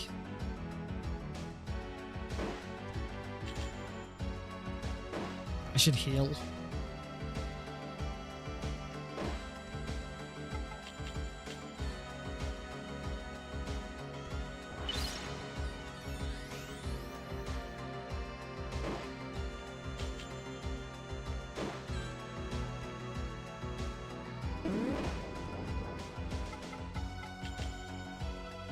I'm menuing a bit off there.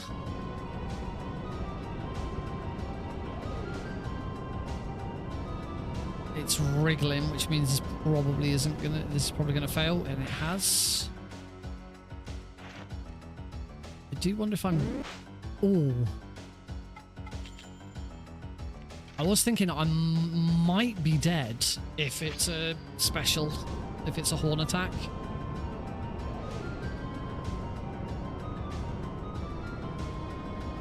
It's wriggling again. Wriggling doesn't necessarily mean it's a fail, but it can. I'm gonna have to heal.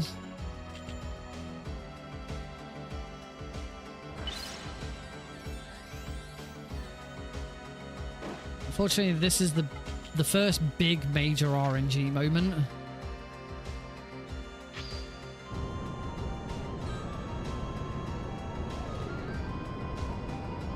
It's wriggling again.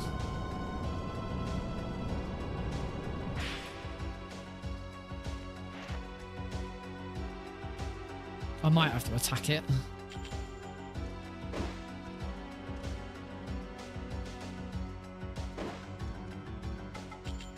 Come on, game. Please. Nearly a minute behind now.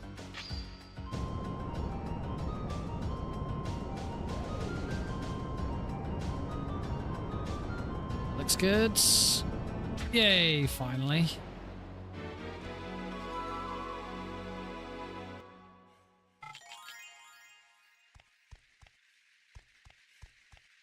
All right, moving on. Oh, just got around that one. That was nice.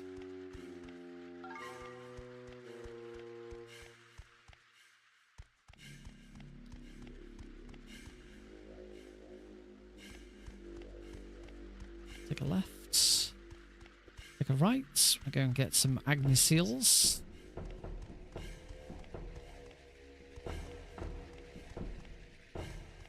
This is such a dope chest.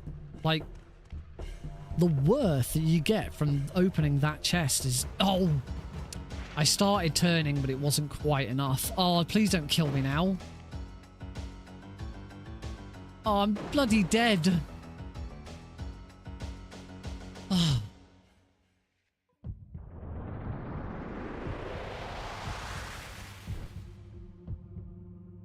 Dumbass.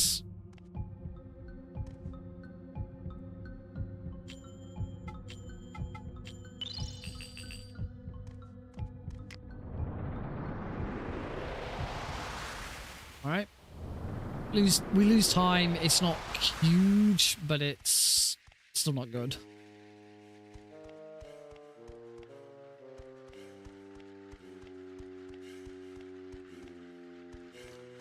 That was really dumb. There should have been absolutely no reason for me to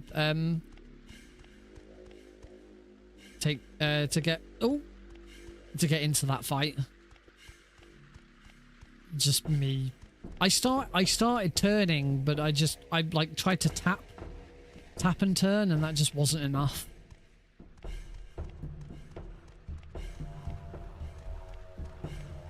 Oh, nice RNG on that. This one I'm still not comfortable trying to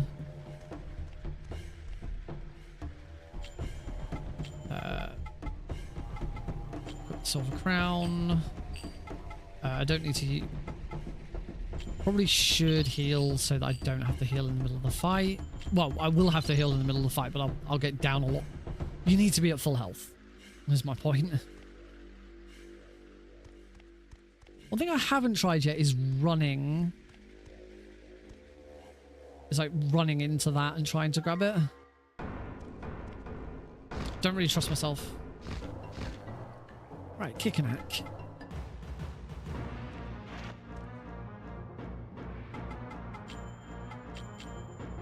Right, it's 3 Agni Seal 1 and 1 2.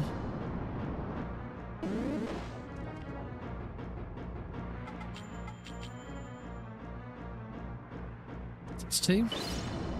We'll probably need to heal after this attack. Kicking Hack will probably get a double hit in. Yeah, he will.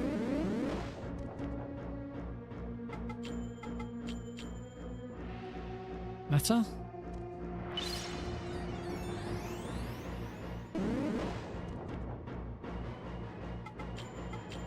One more of these.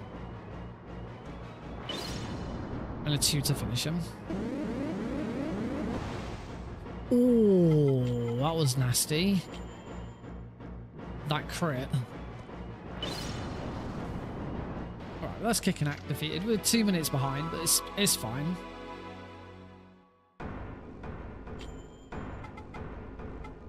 Learn about the Calabash Herb.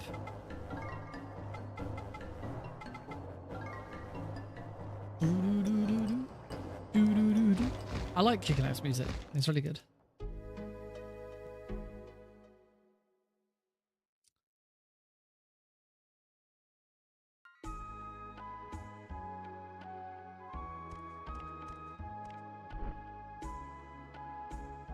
Alright, now for the dangerous bit.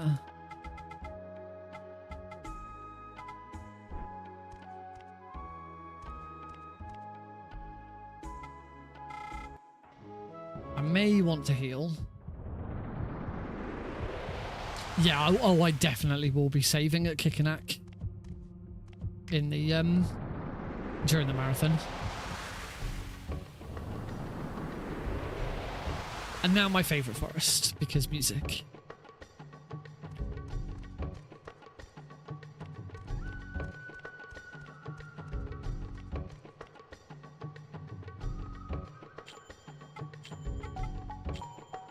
Low, very low on healing items. Definitely make sure I get extra stuff.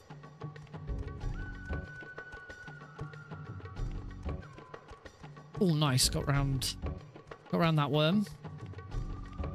This is where I now find I'm not gonna have needed that. Oh wow, got around that one as well. If I now get through this without getting into a single encounter, that meta mugwort was completely worthless. 1, 2, 3, 4.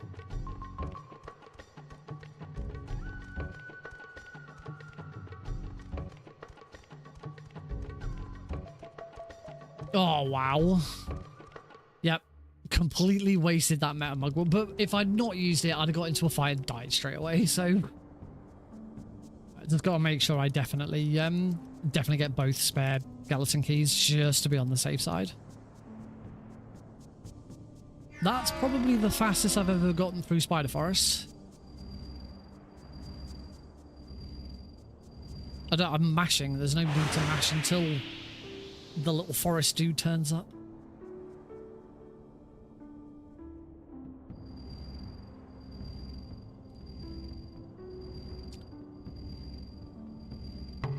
Here he is. Totoyamu pops in, goes, "Oi, what are you doing here?" And then disappears. Basically, it's a little more than that.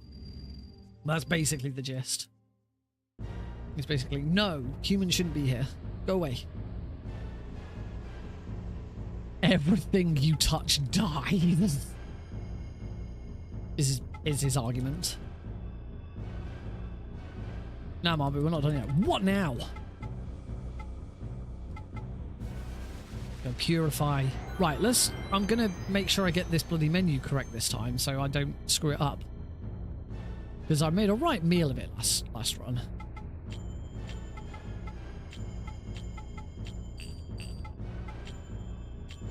That was better. Touch equals dead. Oh. Mash in when I'm not ready for it yet. Ah. You want to try and walk straight into that, dude.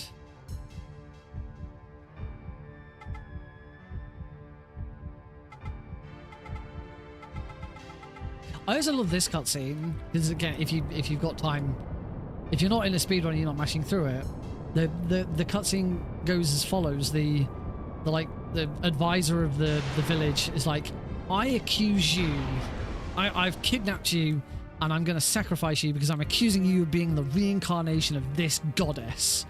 And Garai turns around and goes, "Yes, I am," and turns everyone to stone.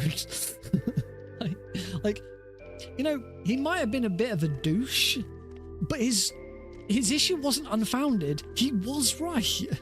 She was exactly that. It's just she wasn't a threat.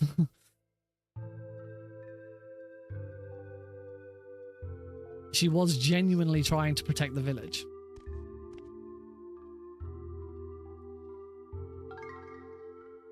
She absolutely throws her toys out of the basket. It's like, right, fine. If you're not going to do it my way, you're not going to do it at all.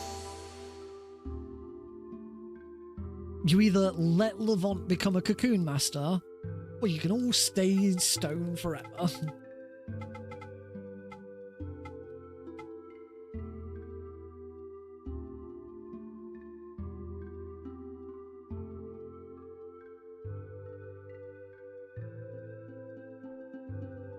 Marbu turns into Navi.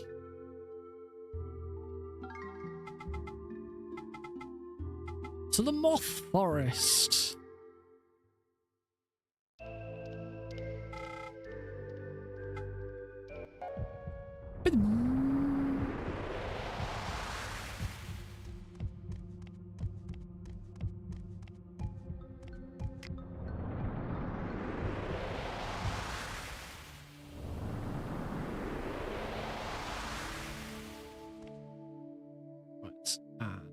Back again and in.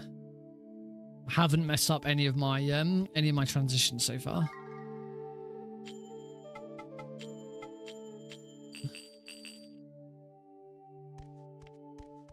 So this should be a Shulian. It is cool. I do remember. Right, it's 2 Agni Seal, 1 and use all my Agni 1s. Save Agni 2s.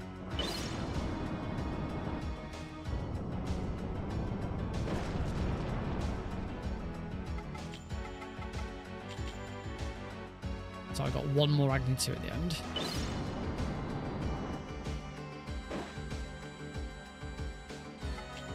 Summon Mardrag. And this is the one point where Mardrag should be able to finish this with just an attack.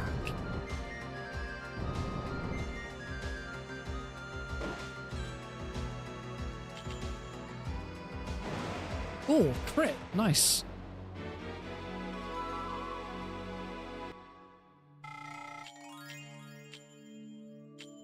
Right. I'd normally heal here, but I can't.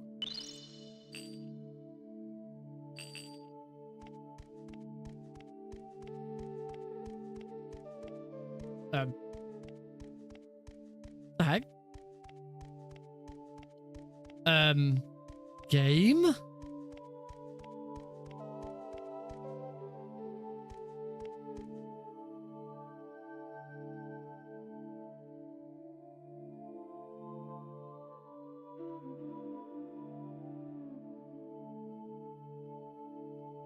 Okay. And that's a crash.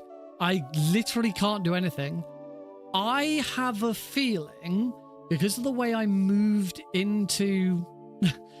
because of the way I moved into... Like, I moved out of the previous room and, like, I was disappeared in another room. I think what happened is that Shulia fight started just as I was transitioning into the next room, and like when the fight ended I'd moved into the next room, but the game still thought I was in the previous room, or screen rather than room. I think that's what's happened. I mean, this is I can't do anything. This is completely broken. This is broken beyond repair. There is nothing I can do.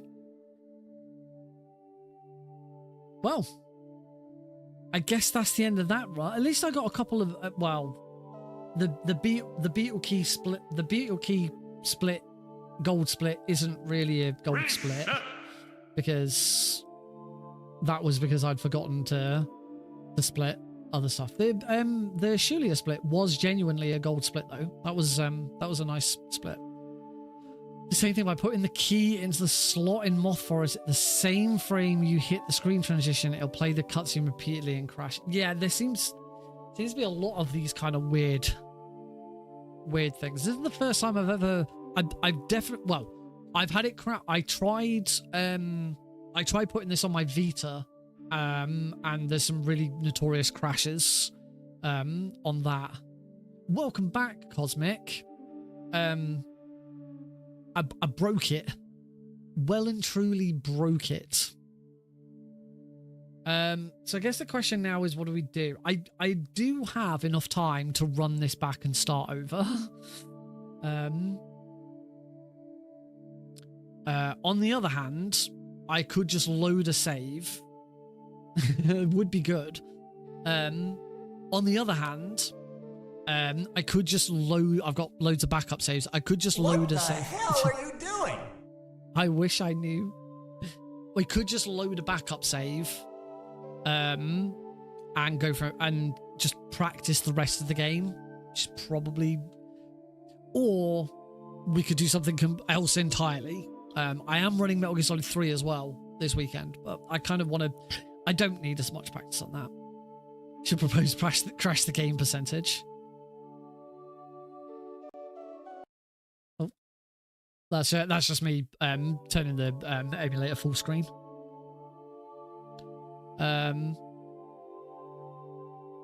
Yeah, that's pretty funky. Unfortunately, I don't think the only other thing that I could have done is reverse time in the emulator, but I don't think that actually exists in... I don't think DuckStation is capable of doing that.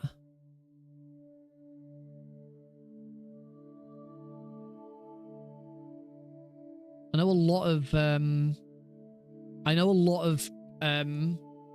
emulators are capable of providing a rewind function.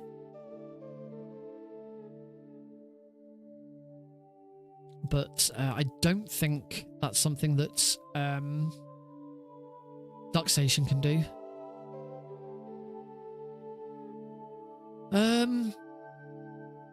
To be honest, starting over and playing through to the end, I could do. If I did an MGS3 run now, then I would definitely want to do some more Jade Cocoon on Thursday. In fact, whether or not I do a MGS3 run now, I'm still gonna do another run of Jade. I'll do at least one run of Jade Cocoon on Thursday.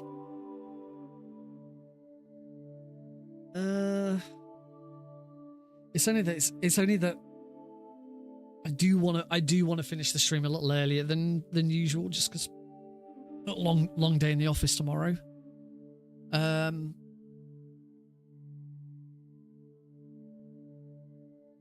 we could just chill. Or we could just chill. No, I'm not gonna head to bed just yet. It's only 10 to 11. Alternatively, I could just do like I could do some Speedrun Tools UK work and stream doing that. That might be. I haven't done that in a while. I want to start. I've got a project with it. I want to start. Actually, I'm not sure what I do. I don't want to start my new video project on it yet. Anything I do, anything that I'm doing at the moment won't be that interesting. The main thing that I want to do is trying to combine. I've got a couple of bundles that I need to try and combine together, which isn't very interesting work, to be honest. You know what? I'm gonna go with one of the plans that I did suggest, which is I'm gonna load a state, and we're just gonna carry on. Just because it's good practice. Oh, that was not a save that I was expecting. Apparently, one of my global saves is Metal Gear Solid.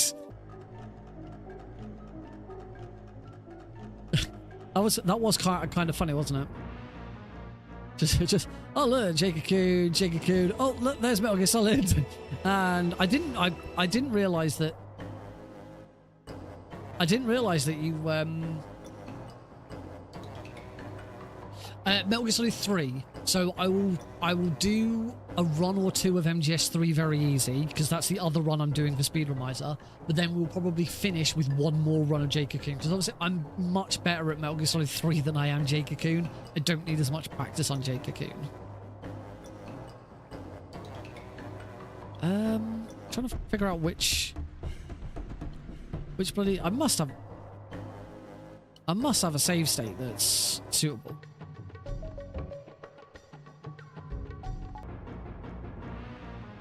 I suppose the very next thing I would have done is fight Poacher. Unless I've got a... Let me check one other thing first. It was game state 7. Oh, actually. I just thought I'd give it a try. Since I've got the save state. Okay, no, don't try and run into that. It's never going to happen. Right, let me just... Oh, no. Let me go back to the same save state I was on. It was save state 7. Turn around. And go backwards. Because there is a save point right here. And I can use this to load. And see if I've got a... Nagi Village, Barrier Gate. I've got a Barrier Gate at 3. I've got no memory card, so let's just see what this Barrier Gate capture, because that's Nagi Village, that's further ahead. If this is no good, which I somehow don't think it will be. I've got Arpatron and Mardreg. Arpatron's level 6. Oh, this is when I first learnt the speed run.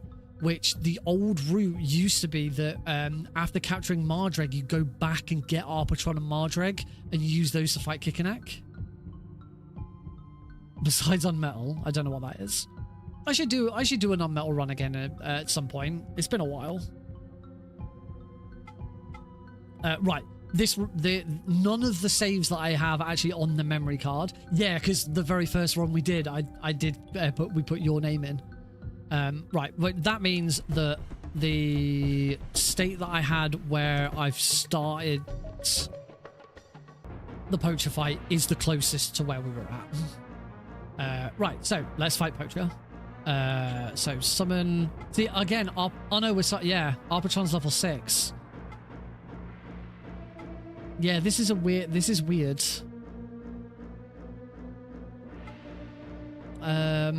I don't know if I want to do this. Let's just go from here and see what happens.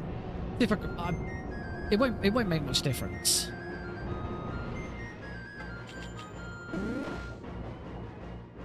It won't make too much difference, I should say. Summons his Gigo.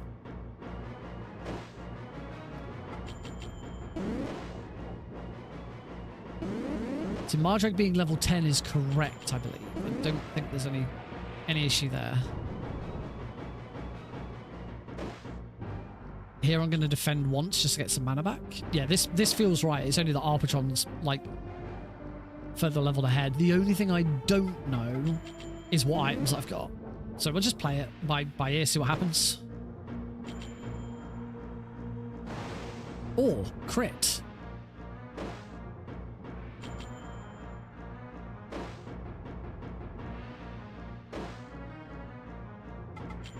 Switch to Arbitron. And this will definitely kill Poacher because he's level 6 instead of level 1. At this point, normally Arbitron should be level 1.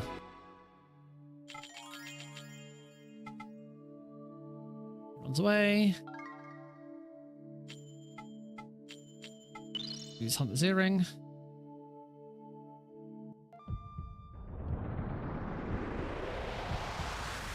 Turn around, back in.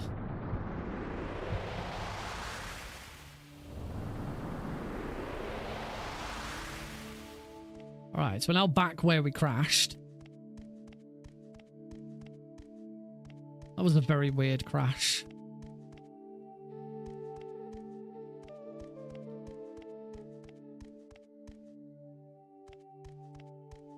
It's always great when you get a crash like that in front of the world record holder who's put more time into this game than anybody else.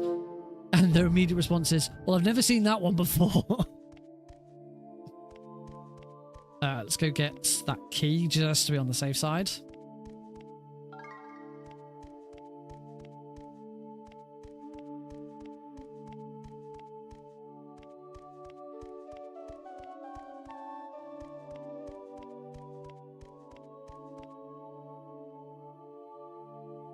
I thought it did, but I can't see where it is.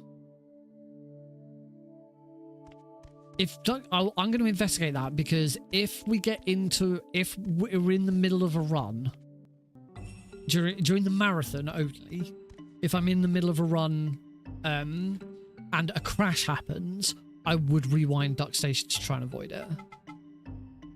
Settings, emulation, rewind section. Oh yeah, rewind on run ahead.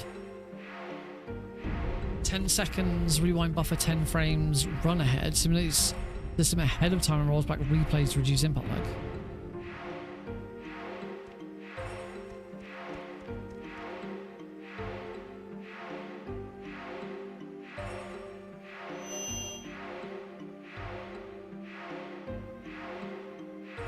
I'll certainly put it on. So yeah, it wasn't switched on, so I wouldn't have been able to do it at the time, but I've now got it on. I suppose I should check what hotkey it uses. Where are hotkeys?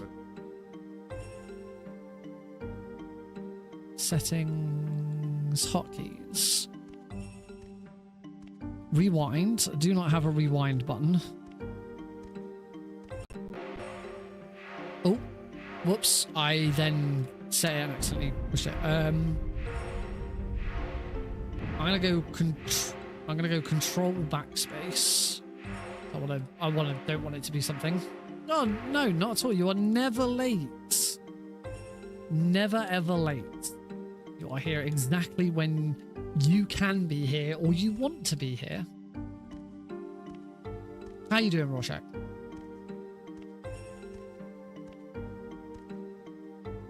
Hey, I was late getting started as well.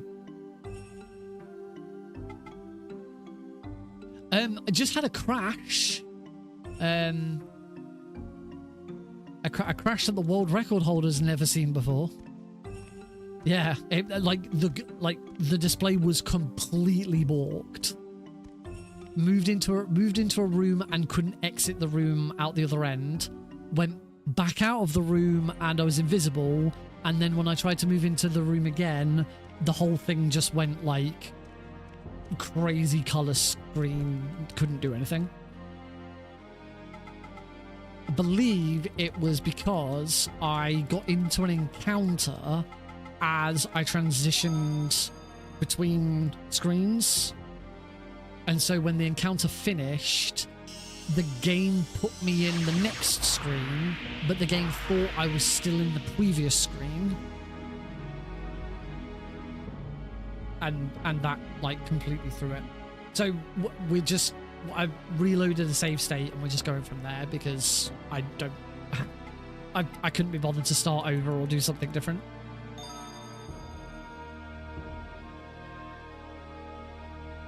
We had a lovely chat about Prevent-A-Thon at the start of the stream, which was really good. Prevent-A-Thon was amazing. Hands down the best online marathon experience I've had working behind the scenes.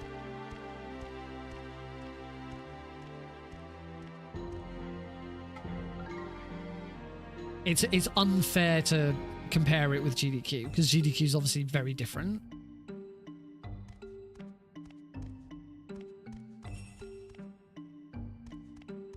And you know, when it comes to speedrun moments, finishing a run at GDQ and then announcing that you're about to become a dad for the first time, it's pretty high up on the list of things that are awesome. Right, sell. There's no point in selling mugworts. Sell the sharp. Sell these agony seal. I'm gonna have so much money because this save doesn't. No, I sell specials. Italy. Yes, I am off to Italy. Right. Make sure that that's 6. This is good. Oh no, own 5 metas. I'm gonna have more than enough anyway. So own 6 of these. 2 of these. Oh, and then after that, just go straight down to the bottom. 4 sleep spores. I've got more than enough money. Oh, wrong thing. Weapons.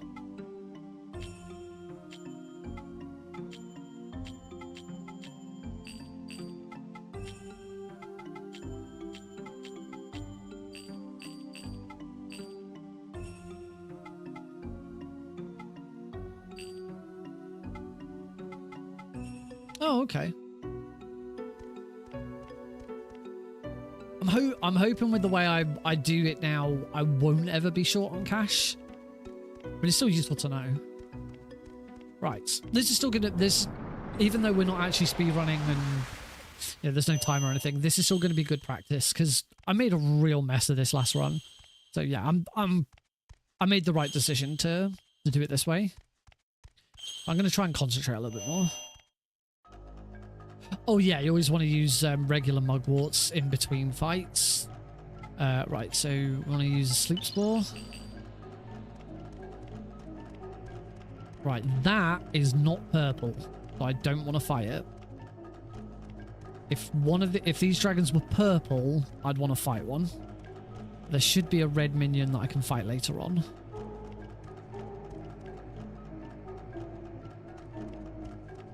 In fact, I think, remember correct. So I don't use my elements don't usually end up like this. I think I can fight one of these because these are fire. Basically, it needs to be fire. But I think we actually run into. I want to use another sleep spore here. Oh, but I'm. Oh. Oh, I thought this one would be red.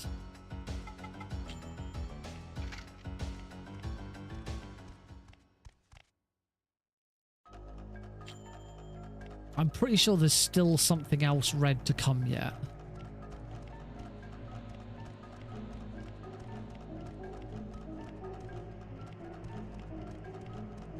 Oh, it's not. Oh, I could have.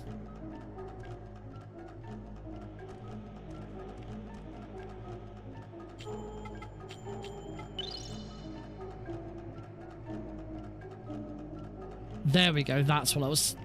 I figured there was still one of these. Oh, but there's two. Okay, so I should have... Yeah. So I probably should have gone for the... Again, it doesn't... This doesn't...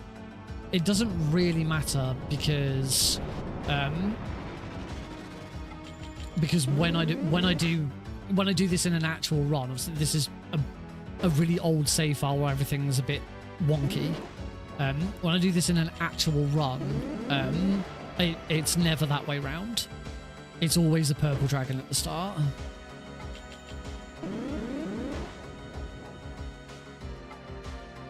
Another...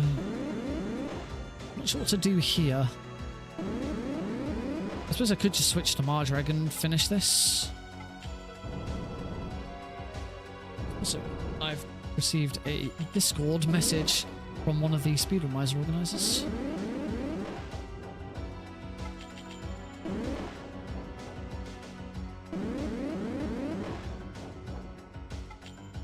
I've never done this fight. I don't know if that'll put me back up to 10. I bet it doesn't. No, 9. Of course, it's only 9.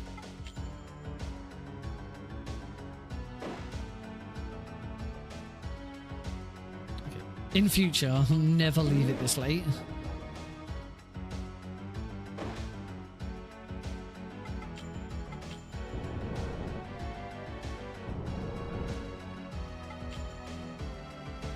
This is really slow.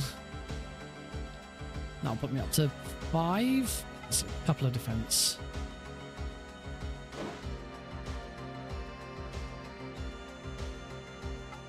That should be it.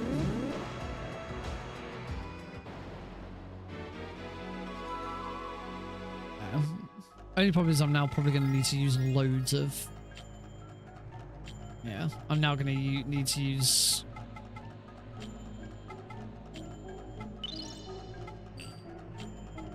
Because I need all my mana back. Oh, this way. Off we go.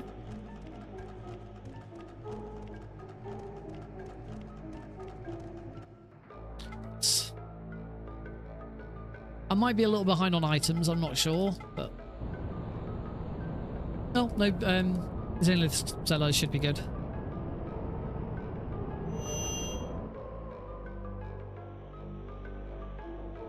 God, the fire boss is freaky, isn't he?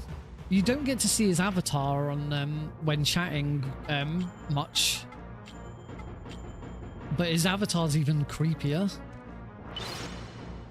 Right, I remembered Mirror of David this time. Which is a good start. Let's hope for some nice RNG from Titaris. Would be nice.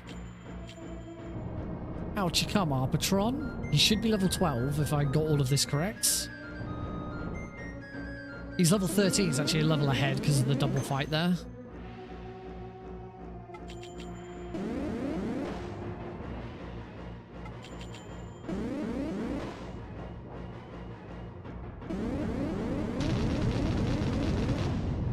Level 13 is still not going to be enough to get through this in one without healing. Especially when he does that. You bitch.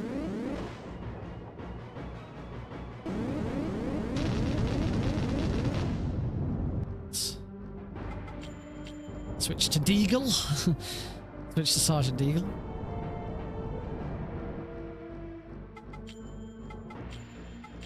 Use on Arpatron.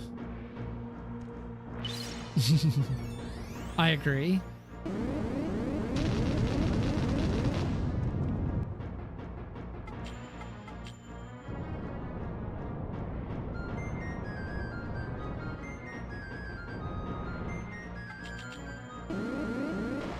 There we go. Tetris down.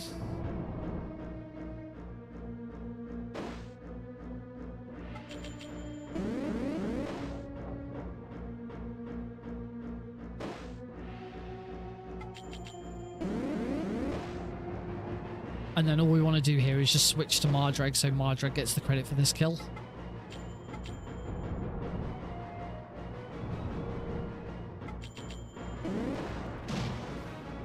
just because we want Marjang to get some experience, because obviously he's doing the next fight.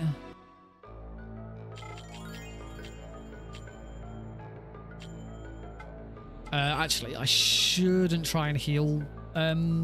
Shouldn't try and heal the my minions after the fire boss, because as we go into, oh yeah, because as we go into the Dragonfly Forest, there are a bunch of encounters that we cannot avoid, and for every encounter you retreat from, your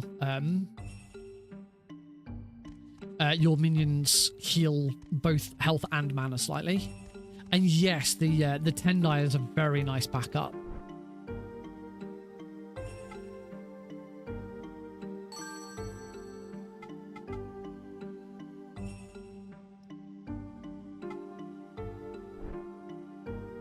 But complete RNG whether you get it or not.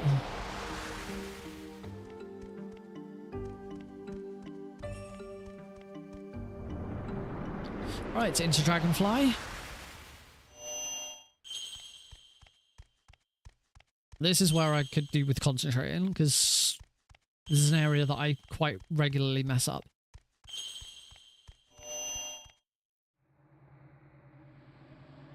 That's pretty good odds. Right, sleep spore. So yeah, this very first one is impossible to avoid. I might have wanted to use a I'm gonna use a mugwort as we come out of this fight.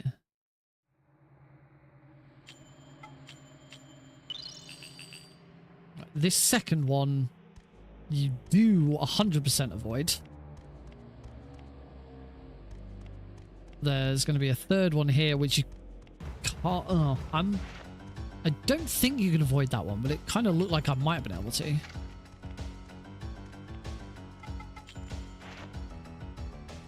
Double the retreat chance, so my speed is much higher. Oh wow, 2 retreats and they both fail. At least he's only attacked me. Come on. Yay. Yeah, Mardrag and Arpatron are now fully healed.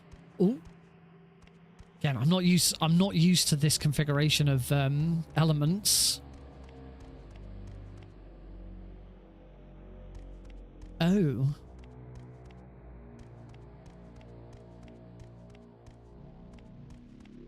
Can't avoid that one.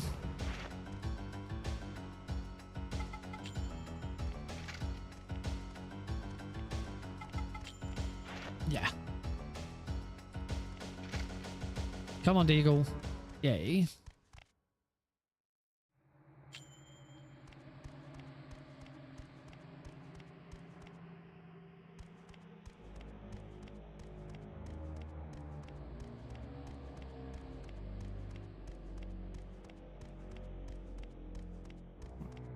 Should be fairly confident with this one now.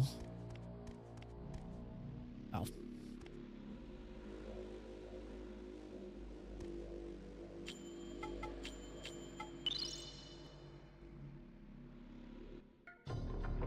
Cool. He is yellow, which is what we want him to be.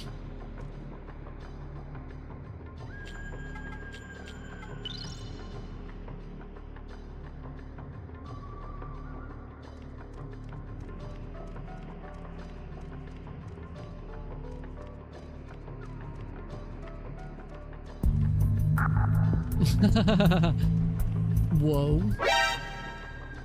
Look who's back on YouTube. Thomas Manville just sent $10 for a super chat. Their message reads, "Cause why the hell not?" Because why the hell not?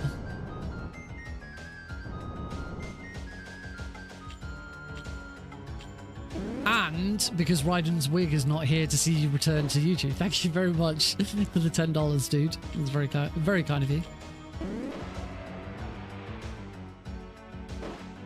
That was optimal spiral placement. It was really nice. It's a shame this isn't a run, isn't it?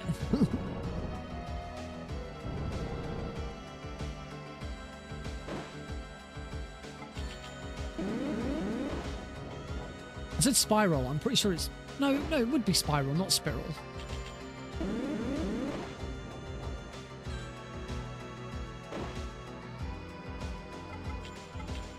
And back to Mardrag again. Again, we want Mardrag to get as much experience as possible ready for the next fight.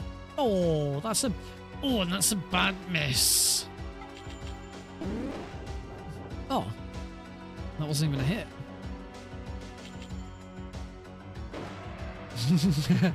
and now he's over there.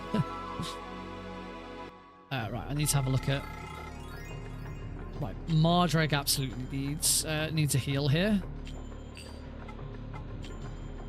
Oh, no.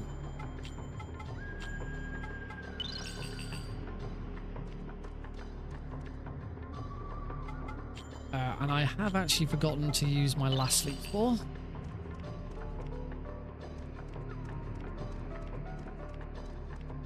Oh, and I didn't quite get past it.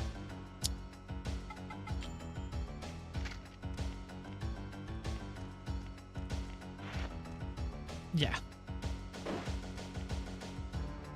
Yeah, this is... Oh dear. I'm probably dead.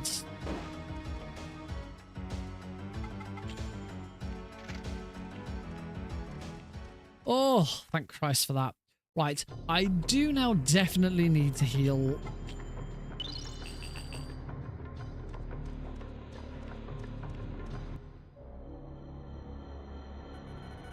I just... How far back does that... Not far. That retreat doesn't take... I was going to, like... Probably should have used Mugworts on that rather than a meta and gone to full, but oh well. It's done. We'll see what happens. Yeah, that was nasty. 3 of those. And this is why speed is important. Without all of the speed that I've got, I probably would have died.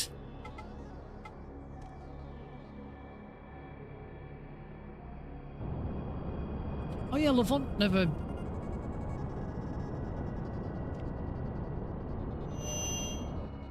Levant shouldn't take damage again, should he?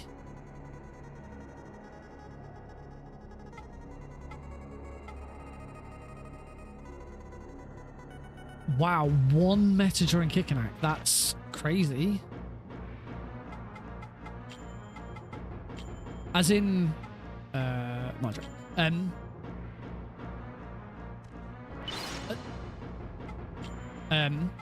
As in, like, in the middle of fights, or actually throughout the entire game, so outside of fights as well. Wow, 1 in total is crazy. Oh, and I got a crit. Of course I got a crit. This isn't a run.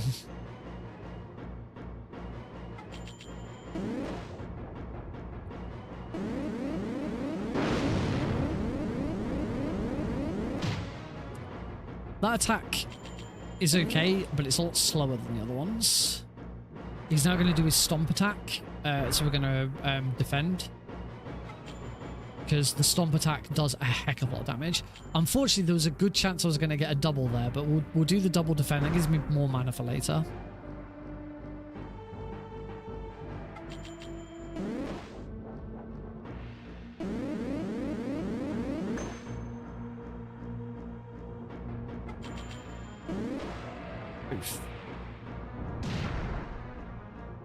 Cool, I can do 2 specials with Mardrag.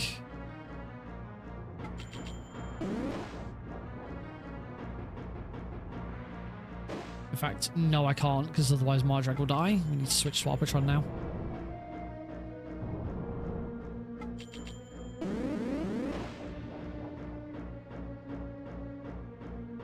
Bonk.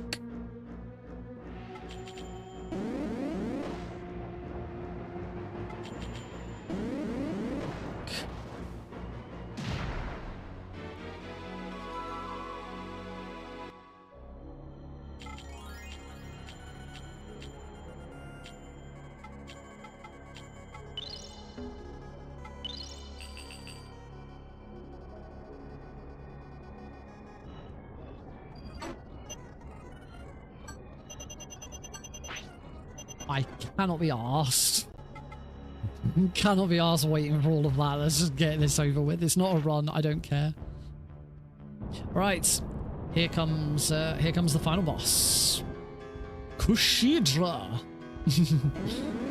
This is not worth the wait. Summon Mardrag.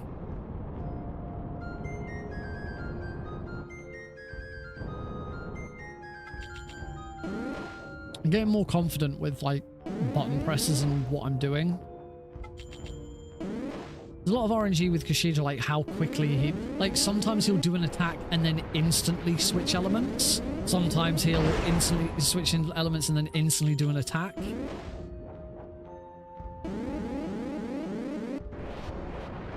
So he's actually moved on pretty damn quick here as well.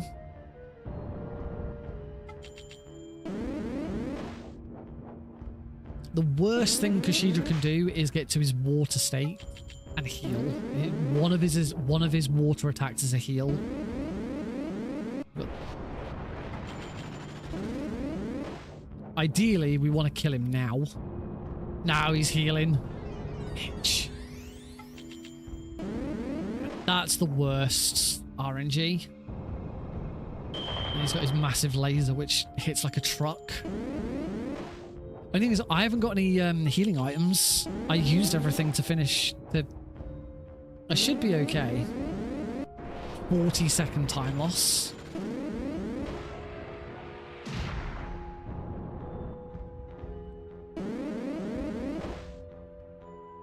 I don't know how much... This will take 3 hits to finish him. Oh, I've got enough mana. Assuming he doesn't dodge any of these, which Chosen One has a does have a good chance to dodge, but hopefully that would be the game. Get that son bitch. Cool. That was good. I'm glad I went back to Poacher and ran through the rest of the game there, because it's the bit where there's a lot of stuff that I can just make a mess of. It's remembering which items to use. This is definitely one of the most memory intensive runs I've done in the past. You know, there's a lot of games where it's, you know, there's a lot of skill.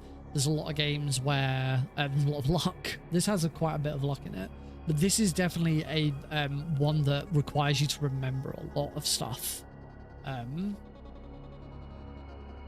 It's not just simply get from A to B, which is interesting. It makes it a bit different. And I say I'm still not a huge fan of RPG speedruns because they're not as exciting. They're not as interesting. It is watching numbers go up and down. I am really glad that I got given this. It's really nice to have another RNG under my belt, because Fire Red, Leaf Green was good, but it's not one I want to keep going back to. The opening 40 minutes of trying to get the right Squirtle is just horrible. And it's a very, very long run, and the RNG is even tougher on you in that run. But if there was ever a marathon that came up that was specifically, there are a couple of RNG marathons. Actually, there are some RNG marathons and there are some RPG marathons. I think if I ever got the opportunity to do an RNG or RPG marathon, I would submit this. I'd be happy to do this run again. Obviously, we still got this weekend. I will be doing at least one run of this on Thursday, but Thursday is primarily going to be Metal Gear Solid 3 practice, because Metal Gear Solid Thursdays. Yeah, that is going to be it for tonight's stream. Swap over to the big cam for the finish, so that we can have a nice chat. So I will post one more time in the chat the schedule for Speedromizer this weekend. Although I did just get DMs from Speedromizer. I want to just before I get you all to check. Just before I get you all to check what time the run is, I want to check that the DM that I've got isn't to change my time.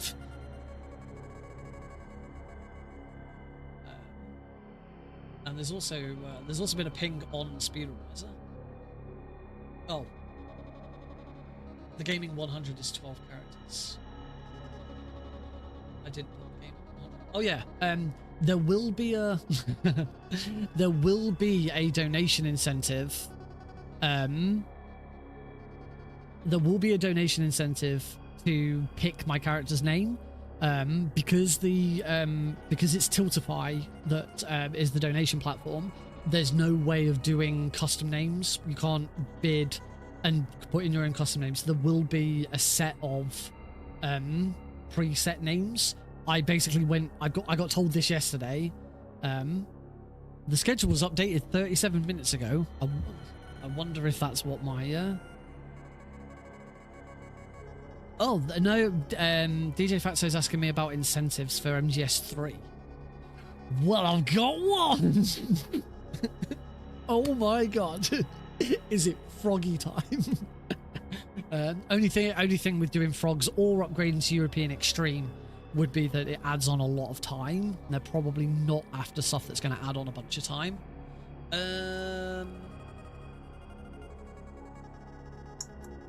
Yeah, let me have a... I want to... Now that you've said that it's been updated 37 minutes ago, I want to know... No, my times haven't changed. 17:45 and 21:35 on Sunday for me.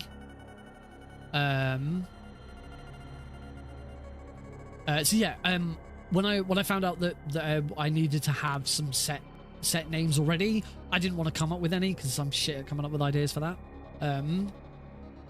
I basically just said to the rest of the runners in the runner channel, come up with your best names.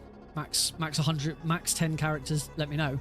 We came up with a short list, but there's 8 in there, and I imagine the organisers will knock it down to 4 because 8's a lot. You probably like spread the bids too thin with 8. But the 8 that I submitted were Jeremy, Bartholomew, first name, the game, HAW5042103, Fred full stop, no to disco, and yes to disco. I can tell you that HAW5042103 is another runner, part of the serial number of another runner's Switch 2. Presumably they were playing on their Switch 2 at the time, looked at their Switch 2, saw the serial number, and just put the first 10 characters in and suggested it. So, why use... I don't know. Someone making a big deal about my incentive. I don't know. Oh wow, I've now got a DM from another one of the Speedromizer organisers, also asking if I have anything for MGS3. In fact, DJ Fatso has asked if I'd toss up European Extreme as an incentive. If they're happy with the run going on longer, I would. But I'd probably be more interested in doing Keratons. I haven't done a very easy all Keratons run in a while, and I love all Keratons. Shall we, before we finish, actually, how many people... We've got a few Twitch viewers who might have some... risk it all and go for turn 1 Mardreg. I'm going to go no. As we have got a few Twitch viewers and we're talking about Keratons, should we have a game? Should we do one game? One game of Keratin or Gakko. Here's what's going to happen. If you're on Twitch, you can still play along on YouTube. But if you're on Twitch, I'm going to push a button on my stream deck. It is going to start a 30-second prediction as to whether a sound is going to play, and it's going to be a Keratin or a Gakko. You'll have 30 seconds to bid Eli points, channel points towards it, on which one you think it's going to be. At the end of those 30 seconds, the bid will close. My stream deck will randomly play either a Keratin frog or a Gakko duck, and it will then instantly reward whoever got it right. So let's play Keratin or Gakko. I can read you like an open obviously, if you're watching on YouTube, you can't bid. There is no function on it, but you can still say in the chat which one you reckon it's going to be. It's complete 50-50 chance. I have no control over it whatsoever. I just push one button and it does everything for me, which is great. I love it. So get your bets in. Let's have a look. This is where now no one predicts anything and no one says anything. And that is exactly what's happened. I'm going to say keratin. It was a keratin! Yay! Yeah.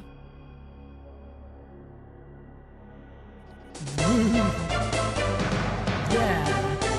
The house keeps all 0 Eli points. Wonderful.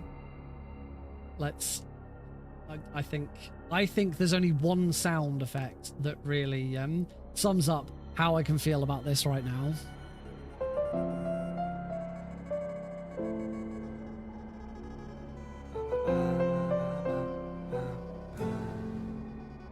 Anyway, that's going to be it for tonight's show. I was still half an hour early. No, I'll probably do a TFT before I go to bed or something.